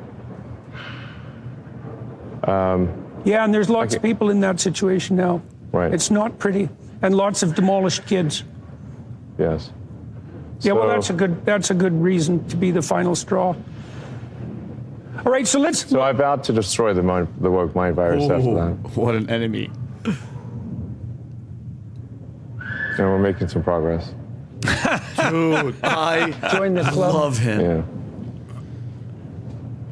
Never cross the line with a father's child, man. Just don't do it. Pat, does that especially one who's a true believer. Never do it. Never do it. You're going to get a side you've not seen before. Good for him. And by the way, a lot of people are in his camp right now. The difference is a lot of people, how many kids who are transgender, here's a question for you. You ready for this? How many kids who are trans became trans because their parents supported it and encouraged it? For example, what is the Machine Gun Kelly's girl's name? Something Fox. Megan Fox. Megan Fox. She's got 3 kids. They're all trans. Yeah, Get out of here. She dresses them as girls. Can you pull this up? Megan Fox. All 3? Can you find out all 3 kids? All 3 kids. With Brian Austin Green? Hang on a second. Megan, let them be who they are. I think all 3 kids of boys. Megan Fox are gay or something like that. All the boys dress as... All 3 Megan Fox. So can you verify this? You know, she was making them dress as boys. She has kids with the guy from 90210. If I'm not mistaken, all 3 are. So then Brian you go Austin to... Green. Charlize Theron adopted a son who's also transgender. Megan Fox has 3 sons who are all transgender or non-binary, okay? Who are all transgender or non-binary. Now, this is the reports that you read about it. I don't know the exact details about it, but how many kids are transgender because their parents supported or encouraged it? What do you think, Tom? You know what the question is, right? Yep. Because, like, for example... you think Magic Johnson is happy that his son is, you know, who he is? At the beginning. Not today. At this point, he just wants to love his son. But at the beginning, when his son dresses, that's his son, by the way. God, that is so scary. That could have been a point guard for the Lakers. No. You guys are laughing like Bronny James. That could have been like the OG Bronny James. But it ended up being... He's getting crossed up by a cross-dresser. Right. So... Broke your ankle. But by the way, Dwayne Wade. Go to Dwayne Wade. Oh, God. Right? Same exact thing with Dwayne Wade. What percentage of kids are trans because their parents encouraged and supported it? Could it be 50? I'm going to go more than 90%, and I'm going to go to something that Bill Maher said. And Bill Maher said when he goes back, this goes back about a year, and he had a very eloquent monologue that he did, was providing statistics on the percent of each generation.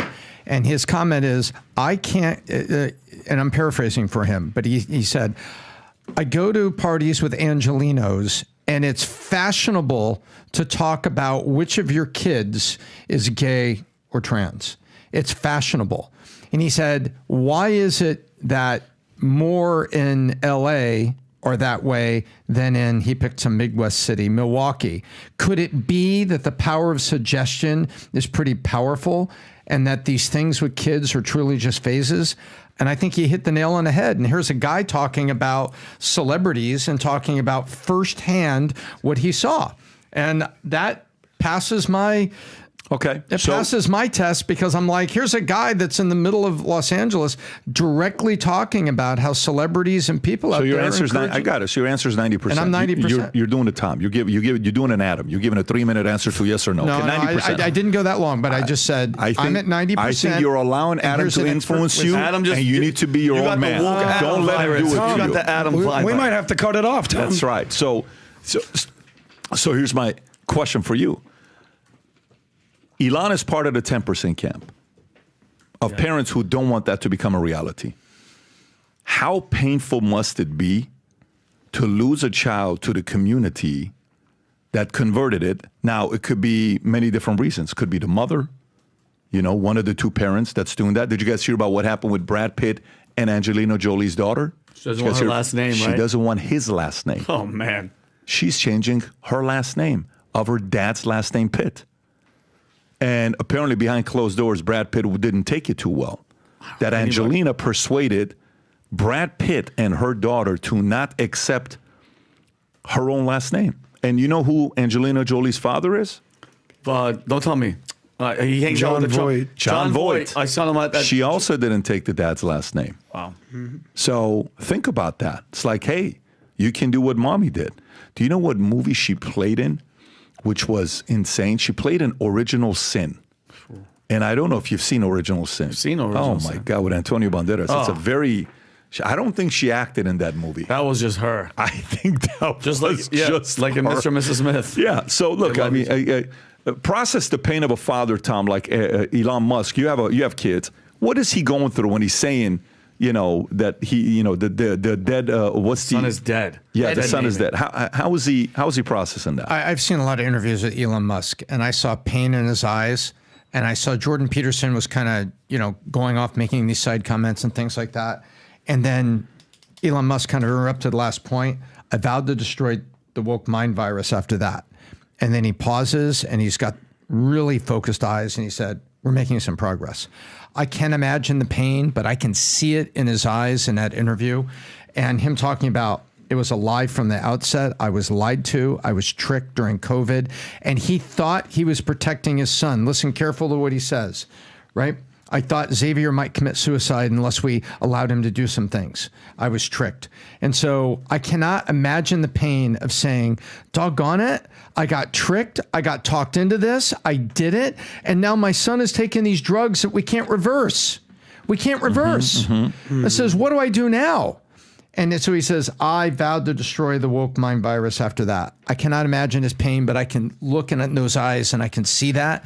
That is a pretty resolute Elon Musk. And I think he's feeling, I can't imagine the parental pain he's feeling. And this is about, and not only that, it's, I don't know if you mentioned it, Tom, this is happening. All these celebrities, Ben Affleck, Megan, it's like all these people's, like, I don't know if it's a fashion thing. I don't know if it's just like neglect if they're not around them, but with schooling, and I mean, California is the mecca. You nailed it, Vinny. That it's Hollywood, Hollyweird. It's not out of the blue that all this stuff is happening in California, Hollyweird. Of course, it's going to happen with that. But I also think one other thing, Jordan Peterson really missed a moment here, because I actually watched a lot of that interview.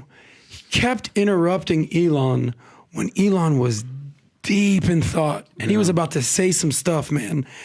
And JP, respect to you. Read the room, man. This guy was in a moment, and he was really trying to go there, and you could see that he was maybe even going to cry. And this is one of his kids. I think Elon has, 11 kids? I actually think one literally did die. And this other one, he said, was dead named.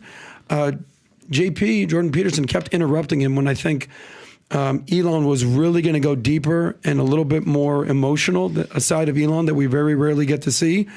And I think Peterson sort of interrupted him, but I think we understand now why fully Elon Musk is trying to dismantle the woke mind virus. Yeah, and by the way, this comes up after, Rob, if you have the story, when the AB, 1955 gets approved, Gavin, which prompts Elon to say, I'm taking X out of California to Austin, okay? Is this the one, Rob? Is this the whole story? Let me just read this to you. Billionaire entrepreneur Elon Musk announced on Tuesday that he will be relocating headquarters SpaceX and X from Democrat-run California, he's talking about Gavin Newsom, to Republican-controlled Texas. This unexpected move comes in direct response to state Governor Gavin Newsom signing a bill prohibiting school districts from notifying parents when children change their preferred pronouns, gender identity, or sexual orientation. This is the final straw, Elon Musk said. Because of this law and the many other that preceded it, attacking both families and companies, SpaceX will now move its headquarters from Hawthorne, California to Starbase, Texas. In a follow-up post, he said, I did make it clear to Governor Newsom about a year ago that laws of this nature would force families and companies to leave California to protect their children. That's right there. And then he continues that a subsequent post on X comes out and says, I've had enough of dodging gangs of violent drugs addicts just to get in and out of buildings. You can go even lower. This is constant. And again, AB 1955 signed into law by Newsom Monday would prohibit school district, county of office of education, charter schools, and state special schools, and a member of governing board or body of those educational entities from enacting or enforcing any policy, rule, or administrative regulation that, my God, requiring an employee or contractor to disclose any information related to pupils' sexual orientation, gender identity, or gender expression to any other person without the pupil's consent unless otherwise required by law as provided. Great job, Connor Walcott. Phenomenal job. So, Tom, California, making these types of decisions. Gavin Newsom. This is what I kept asking myself. On one end, Tom, it's policy after policy after policy of pushing families out. How much of this is, do you remember when many years ago they would say, we're going to turn Texas blue, right? We're going to turn Texas blue. How much of this, it seems very intentional, no parent who is a common sense, let's just say you're a Christian on the left, right, or the center, is going to want they're not going to agree with this. I don't know how many parents would support this, period. What parent, left, right, or center, wants a major life-changing decision to be made about their kid without them knowing about it? I don't know anybody, left, right, or center, would support something like this. What causes parents who have kids to stay there? Or is this an intentional job being made to move a lot of these people that are going to vote left anyways, no matter where they go, because they're pro-abortion type of voters, to move them to Texas, to move them to other states, Arizona, to be able to, because they know they have so many leftist voters in California that even if they lose 1 million people, they're going to continue voting left anyways. Right. How much of this is intentional to influence other states, Tom? That's a deep thought, and makes me wonder. Because, yeah, California exports 1 million voters, and California still stays dark blue. And then where do those 1 million go? They go to Arizona? Oh, that state sure got close. As a matter of fact, in the last election, that red state was taken by Joe Biden. And you take a look at that. I think that's a very compelling thought. That is this an intentional move to create a migration of people who are going to vote center left, but definitely left and not to the right? Is it that move trying to do it? Or is it basically just the intentional destruction of the social structure in a socialist Marxist way, which is where the deeper thought in California is? I don't know which it is, but that is a very compelling thought that they're trying to export moderate lefts who are going to vote blue, generally speaking, to other states to try to dilute it. On the other hand, it's like, what are you doing to yourself economically? So I think Gavin Newsom knows exactly what he's doing. He knows exactly the playbook he's playing. And I think you really make a compelling point about, is part of this a grander scheme? Yeah, I mean, it makes me think, right? Because there's no way, in a logical way, anyone's going to agree with this idea. And by the way, let me continue. Do you know what's happening right now that Elon Musk committed to giving $45 million a month to Trump? To Trump. There's a report that came out, Rob, if you want to pull this up, and I think I just texted it to you a minute ago. Which is the one? I think I texted it to you. Let me see if I can find this article. I literally just sent it to you earlier. It's a Yahoo Finance story. Check this out. So this story says, few Democrats willing to buy a Tesla after Elon Musk backs Trump. Investors warn. Elon Musk's endorsement of President Trump isn't sitting well with potential Tesla customers. New data from analytics from Civic Signs. You got to show this, Rob, if you have it. Yahoo Finance. If you don't have it, I'll send it to you. This is very good here to show. Civic Signs shows, oh, right there, perfect. Tesla's favorability among Democrats has dropped to 16%. Look at that. If you go back just 6 months ago, Tesla's favorability with Democrats was at 40%. It's down to 16%. Republicans were 35%. It dropped down to 18%, went back up to 22%. And then Civic Signs tells Yahoo Finance's data shows consistently that Democrats more closely than Republicans associate Elon Musk and his actions with the brand, and that could be problematic for the brand's business. Tesla short seller Mark Spiegel told Yahoo Finance a potential boycott from Democrats would be terrible for the EV maker. He completely alienated most of his buying base. It's going to kill the business. I can't imagine a single Democrat, or let's say very few of them, willing to buy a Tesla at this point. Is this the guy saying it, Rob? Go ahead and play this clip. Approximately, from the estimates I've read, 70% of the buyer base for electric cars are Democrats. Yep. And, you know, it was one thing when he would say he was neutral in the race and occasionally tweet a few kind words about Trump. I mean, now he obviously outright endorsed him. He's reportedly giving a PAC for the campaign, like $45 million a month from now through the election. I can't imagine a single Democrat, or let's say very few of them, willing to buy a Tesla at this point. So he has like completely alienated most of his buying base, and not just in the U.S. I mean, in Europe, I see stuff on Twitter from Europeans because, you know, it's the same thing. The EV buying base in Europe are mostly, you know, liberals, progressives, whatever the equivalent of Democrats are. They're not going to buy this car either. That is makes sense. Tom, Rob, can you go back to the next clip, next stat on that same article that shows political affiliation of Tesla owners? Go watch that one right there, Tom. Okay, if you look at the blue, 40% down, If you look at the red Republican, pretty much staying steady from 22 to 23 to 24. It's roughly 29%. But if you look at independents, watch what's happened with that. From 27, 28%, all the way up to 37% of buying Tesla. How do you process this decision? Good, bad, or it doesn't look like he gives a shit? I don't think he gives a damn on this side of it. But what we have to remember is this. The federal government, Pete Buttigieg, how much did he pay to build, 5 chargers, 8 chargers? It was ridiculous. And who cut deals with every single EV company because they needed it to be plugged in?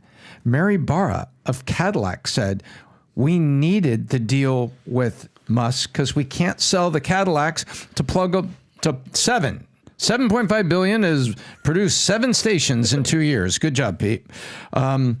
Yet everyone made those deals, and we covered it on the podcast. People cut the deals with Tesla, not because they wanted to, because they had to. Because if California's got an EV mandate, people got to plug those cars in to get them charged somewhere, and they're not all going to be able to wait till they get home overnight till tomorrow. They can't. So, number one, I don't think Elon Musk is swayed by that fact. I think he's swayed by doing what he feels is the right thing. But on the other side of it, 60% of the high-powered chargers in America are provided by Tesla, and he's got contracts with everybody. So you buy an EV from Cadillac because you like Mary Barra and you think she's your politician, she thinks more like you. Okay, now go get it charged. There's a 60% chance you're going to be getting it charged, and you're going to be charging Tesla stock when you charge your car. I don't think Elon Musk cares. I think he's got principles and a vision. Modern day Rockefeller, right? Yeah. Hey, you want to use my trains? You want to use my equipment? You want to use that stuff? No problem. You don't want to do business with me on that? Watch what I'm going to do. Now, maybe it's not going to be the train, but it's going to be the chargers that you're going to need. But here's a question, Tom. Here's a question. Will it impact the stock? I think it will for the short time, but I think Musk, like China, has an unbelievable ability to play the long game in his mind and not bounce around. Because is Musk worried that if he has 3 bad quarters in a row, the board's going to fire him? No, he just fought for 9 months on his compensation. He's not going anywhere. So let me ask this question. So he doesn't worry the way CEOs worry about that 13-week race called the earnings report. Rob, can you check to see what the market cap of Tesla is right now? What is Tesla's market cap? That's number one. It's what? 776. 700 billion, okay. Probably. Yeah. What is the Twitter's market cap? They're not going to have it, but can you just put Twitter market cap? What is Twitter's market cap? Give or take, it's what? 40 billion. Man. But this is as of 2022, right? Because we don't have it right now. But let's just say it's $41 billion. That was the transaction amount, wasn't it? Like right around 40s? Yeah. So, but watch this. Don't Google it yet, Rob. Do you know what the market cap of SpaceX is? Do you know the market? Don't do it yet, Rob. I want you to guess the market cap of SpaceX. I have not. What do you think, Vinny? What's the market? So Twitter's only worth $41 billion. What's the market cap of SpaceX? I mean, what's the business model? How do you make money, right? So it's like there's no money in making. NASA contracts. What is the market cap of SpaceX? $100 billion. What do you think? $100 billion for SpaceX. Fine. What do you think is the market cap of SpaceX? $1 trillion? No. No, there's no business model. So it's probably less than What Twitter. are you going to say? 10 billion. I haven't paid attention to it, and I would have to say SpaceX. SpaceX. A gazillion. Yeah, SpaceX and Starlink in there together, 60. Okay, Google market cap of SpaceX. $210 billion is the market cap of SpaceX. I was a little off. Why did you laugh at me when I said 100 billion? No, but you made me feel like an idiot. But watch this. But here's the point. No. Guys, when I Googled originally what the market cap of SpaceX was, I had it at $25 to $50 billion. This guy's running a $41 billion company, an $800 billion company, and a $210 billion company. You think he gives a shit if Democrats are not going to buy his Tesla? You think he's going to lose sleep over it? Remember what he said at the end of that clip with Jordan Peterson. What did he say? What did he say? Vowed to destroy. He vows to destroy the woke mind virus, and we're making progress. What's he talking about? I'm leaving California. I'm taking SpaceX. I'm taking X. We're going to Texas. He bought Twitter. By the way, let's play another fun game here together. If you're okay with this, Vinny. First of all, I found proof of a video that I I can't believe this was leaked, but I'm going to show it to you guys. It's very important. But don't pull it up yet. I'll show it to you guys here in a minute. It's very important. Here's a question for you. You ready? Tom, say Elon doesn't buy Twitter October of 2022. Okay? What tweets wouldn't be allowed to go up today speculating what happened with Secret Service? None of them. Zero. Any of them. You can't bash her. Who would be taken down or be suspended right now on Twitter? All of us. All of us. Do you realize we'd all be conspiracy theorists by definition, and we'd be black squared. That's right. So, but what's the point here, though? The point is, this guy bought Twitter, and overnight became the most hated man in America, close to Trump. Then he agrees to give $45 million to Trump and endorses him. Now he's definitely hated per month, right? Per month, $45 million a month between now and the end of it. But if he doesn't buy Twitter, oh my God, YouTube would be bullying so hardcore today. Facebook would be bullying so hardcore today. Instagram is bullying. Just so you guys know, none of our posts on Instagram are allowed to be shown in Canada. Ever. Period. At all. Yep. None of our posts on Instagram, on Valuetainment, or my own personal account, Canadians cannot see any of our posts. I get those messages every day on Manek. You cannot see the stuff on Canada. So, did they give you a reason why? Prime Minister? No. They determine what story can be put up and what story can be put up. So, anyways, can we see that one thing on the Elon when the conservatives went up and the liberals went down?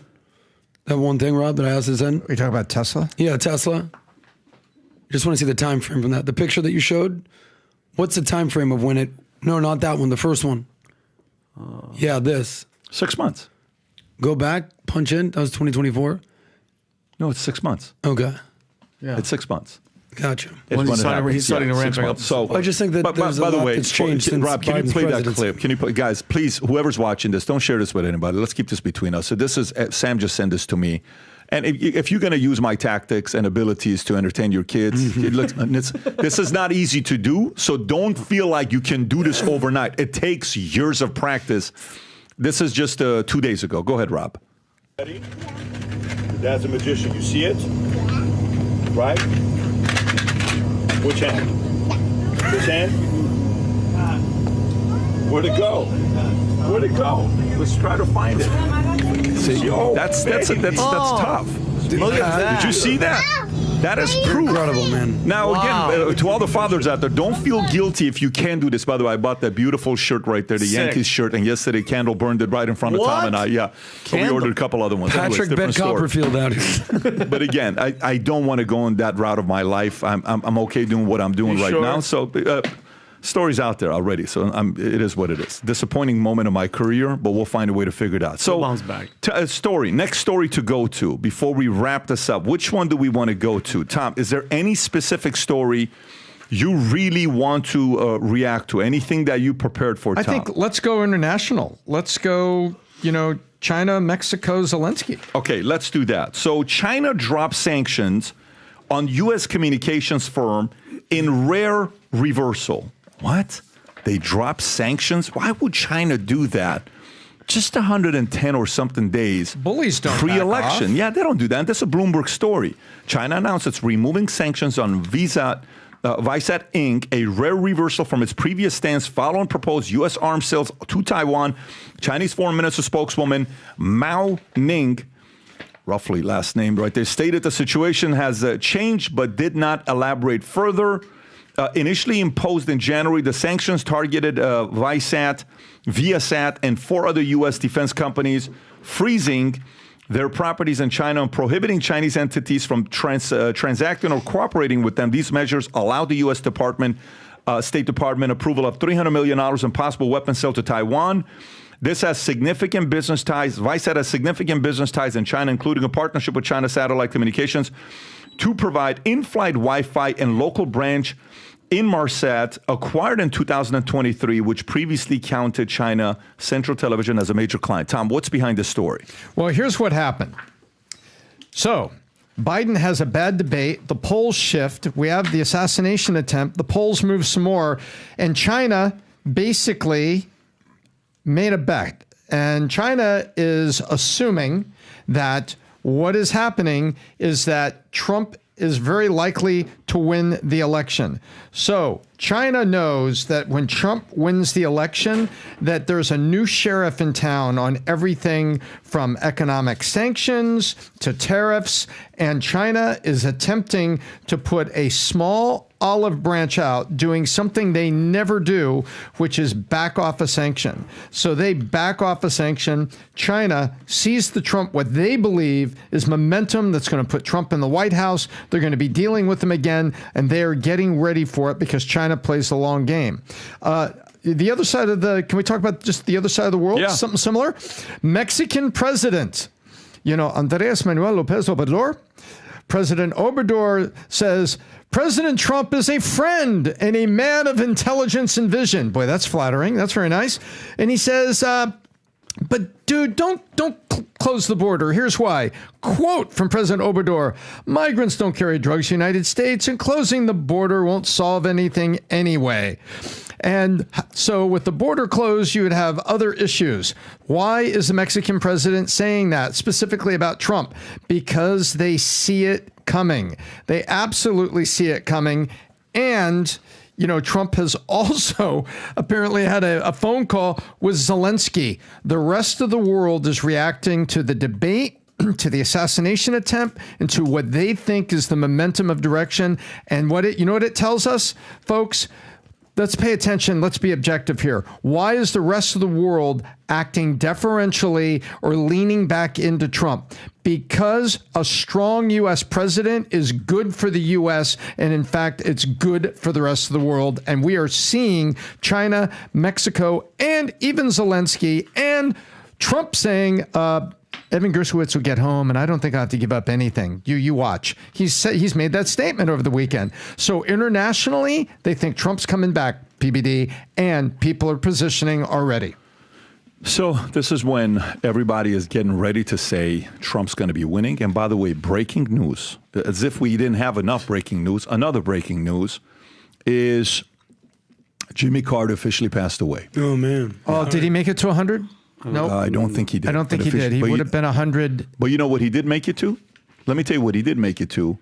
Tom, can you imagine Jimmy Carter? October 1st. May he rest in peace. I'm in America because of this man. If this man doesn't come to Iran on December 31st of 1977 and then not back up the Shah and cause indirectly for Iran to fall, I would still be in Iran. Iran would still be a democracy. I would have a different life. I wouldn't have met my kids. As much as I don't agree with 90% of the political stuff that he did, and the country I was born in fell in a big way, and the chaos in the Middle East indirectly were caused by some of his policies. He was a good man. He was a good husband. He was a good father. Anybody and everybody that knew him closely always said good things about him. And there's a difference between one can be a bad president, but also be a great person.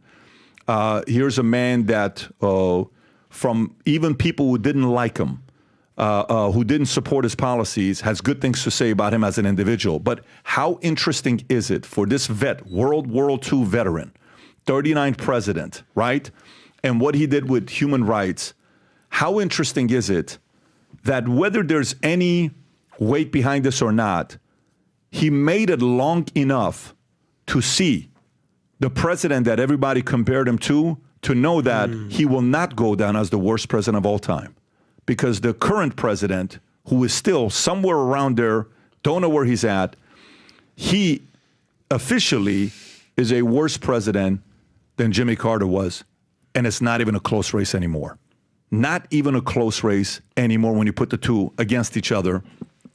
May God bless him and his family. And, we wish our condolences, give our condolences to him and his family, regardless of a political influence or not. This is the other day when I'm sitting down, I'm sitting down with Stephen A. Smith. He asked me, he says, if there's anybody you could interview, who would it be? I said, Jimmy Carter. He says, what? Yeah. So, yeah, I know it doesn't make any sense to you, but it makes a lot of sense to me because I had some very specific questions. And unfortunately, by the time I started asking for us to interview him, his handlers were very polite, very kind, always responded, and they just said he's just not doing well enough to do an interview today. So may God bless him and his family. Thoughts on this? Yes. Yeah.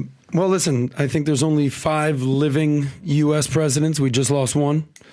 So respect to him. I thought what you said is actually very important. You can be a bad president, but a good person. I'm in the camp that I actually think that Joe Biden has not been a good president, but I actually think he is a good guy. I don't think he's evil. I think he wants the best for America. I think it was probably right for him to step down. I think there's a lot of similarities between Carter and Biden. You've said this many times. I think you even did an entire breakdown of the two of these men. I think his wife passed away how many months ago? Less than 6 months ago, Rosalind Carter. So it's not shocking that 2 very old people will pass away at the same time. But I think he was a peanut farmer at one point, and then he became the president of the United States, only in America. So rest in peace, President Jimmy Carter. I have a somewhat different take on the comparison. I think Jimmy Carter was a man of character. He dedicated his life to Habitat for Humanity and human rights things after he finished his political career. He was out there doing what his heart believed was good for people, and I think that showed his true character for all the rest of his years. I don't compare him to Biden for a split second. Biden's character has been demonstrated with the kickbacks and things that we clearly have seen around the world. I don't even put the men in the same 2 sentences. I think Jimmy Carter was a servant. I think he had humble beginnings and truly lived the American dream. A very humble beginning, became a nuclear sub engineer and just served his country in the armed forces, in the Navy, and then truly served his country as a governor and then going all the way. It just was not a very good economic leader, and foreign policy was looking too easily for the good and not realizing how bad and dangerous the world was, and he got taken advantage of. But when he left, we saw a man of character, lived out the rest of his years without bitterness, and we may not agree with his political positions, some of the things he said, but he certainly was an example that a lot of people can learn for in terms of serving mankind. Awesome. Okay, very nice. Let's go to a last story here before we wrap up. It's a business story. Car repossessions are up 23%. Here's how to avoid falling behind on payments. We're hearing these stats coming in left and right on repos. Car repos have surged 23% from last year and are 14% higher than pre-pandemic levels. 14% higher than pre-pandemic levels in 2019, according to a July 2024 Cox Automotive report. The rise comes amid challenges like fluctuating car prices and a widespread cyber attack in June, despite a recent 1.8% increase in wholesale used vehicle prices. The high interest rates for auto loans with June 2024 APRs at 7.3% for used vehicles and 11.5% for new ones. To avoid falling behind car payments, it's crucial to maintain open communication with your lender. Tom, your thoughts on this here with car repos? Well, the car repossessions are happening because of 2 things, and we saw it. People's old cars had to be replaced. They went out and got new cars or a used car that was only a couple of years old, maybe something that come off a lease, and they got stuck with 7.53% on used vehicles, 11% on new vehicles, and they have a $1.1 trillion of credit card debt. And we've been saying that the cumulative effect to a trailing inflation that was a cumulative 25 to 30% increase on grocery and running your household, even worse than that on car insurance. Now it's coming down to roost. So what happens? People can't make their payments because they're buying food and trying to make rent. And as a result, repossessions have surged. People that bought cars 3 years ago and then had a 30% increase in the total inflation effect have been pinched. That is what's going on. And we're also seeing that rents are actually $300 higher, national average everywhere, than they were at the conclusion of COVID at the end of 21. And so now you've got, that's $3,600 a year more. $3,600 a year before taxes is $5,000 a year. So if you don't have $5,000 more in 2024 than you had at the end of the beginning of 2022, you need that just to make that rent increase a typical person. And so what we're seeing this, I'll put it to you this way. Kamala Harris, are you listening? What are you going to do about it? The American consumer is waiting. They're stuck. Inflation has chased them. They're now not able to make car payments, and repossessions is up. Isn't that nice? That is what's going on. Adam. Well, I say this all the time. The number one thing that's driving you to the poorhouse is your car. Since 2020, the price of cars have skyrocketed. A lot of that sometimes has to do with supply and demand, has to do with the chips situation, the chip shortage, everything that happened with the supply chain issues. But the current cost of a new car is the highest ever on record. I think the current cost of a car is about $48,000, 2020. The average of a cost of a new car was about $38,000, a $10,000 increase in just 4 short years. You want to go out and lease a car, or have a car payment, or make payments on a new car. The average new car costs you about $725 to $750 a month. In 2020, that was $550. So it's about $175 difference in just 4 short years. An old car, if you want to buy an old car, the average cost of an old used car is about $31,000. Back in 2020, it was $22,000. So again, it's about a $10,000 difference. Interest rates aren't helping. Credit scores aren't helping, since people are struggling to make payments. Nothing will leave you broke like trying to look cool in your car. Yeah, and that's why Adam has an announcement to make. He just bought a Prius. Yep. Missing tires, missing engine, missing a battery, but he does have it. And his claim of fame is he officially does have a car. His voice is back, and a car is here with him. He's a changed man. He's not the same anymore, ladies. I can't let you do me dirty like this. So I'm sticking true. I have my Uber driver. She's waiting outside for me, and that's how I roll. Good for you, buddy. Good for you. Okay, gang. Very interesting set of events. I think this is like 22 podcasts on one podcast today. We try to fit. We got a couple meetings to run here. If you weren't able to order these, nearly 1,000 have already been ordered, and this will go in. I mean, I'm telling you right now, this is going to go. You're going to see other people wearing this. We had a goal to have 1 million people wear the Future Looks Bright gear. We are getting closer and closer and closer on people sporting this gear. If you love America, if you love what we do, if you support Valuetainment, if you believe the future looks bright, this helps us increase the amount of support. We have to grow the holding company, Valuetainment, Manect, our consulting firm. Your support, your help allows us to get bigger, and our megaphone, the mic, gets more and bigger and bigger and bigger, where we can fight the cause. In many cases, when we see you guys the other day at the Yankees, we couldn't even walk around with people stopping us. The common sentiment that we hear is, you're able to say what we're thinking, and we love watching this because you guys are regular people who didn't go to Yale, didn't go to Columbia University, but you love America. You all have your own independent views, and you all share it in a respectful manner, and you enjoy each other's company. Aside from Adam and Tom, but for the most part, you enjoy your company, and we like to hear you guys say what you're saying. So if you're there, go place your order for yourself, your family, your wife, your husband, and sport the gear. And please tag us, because we're collecting all the pictures to recognize many of you. God bless everybody. Take care. Bye-bye. Bye-bye.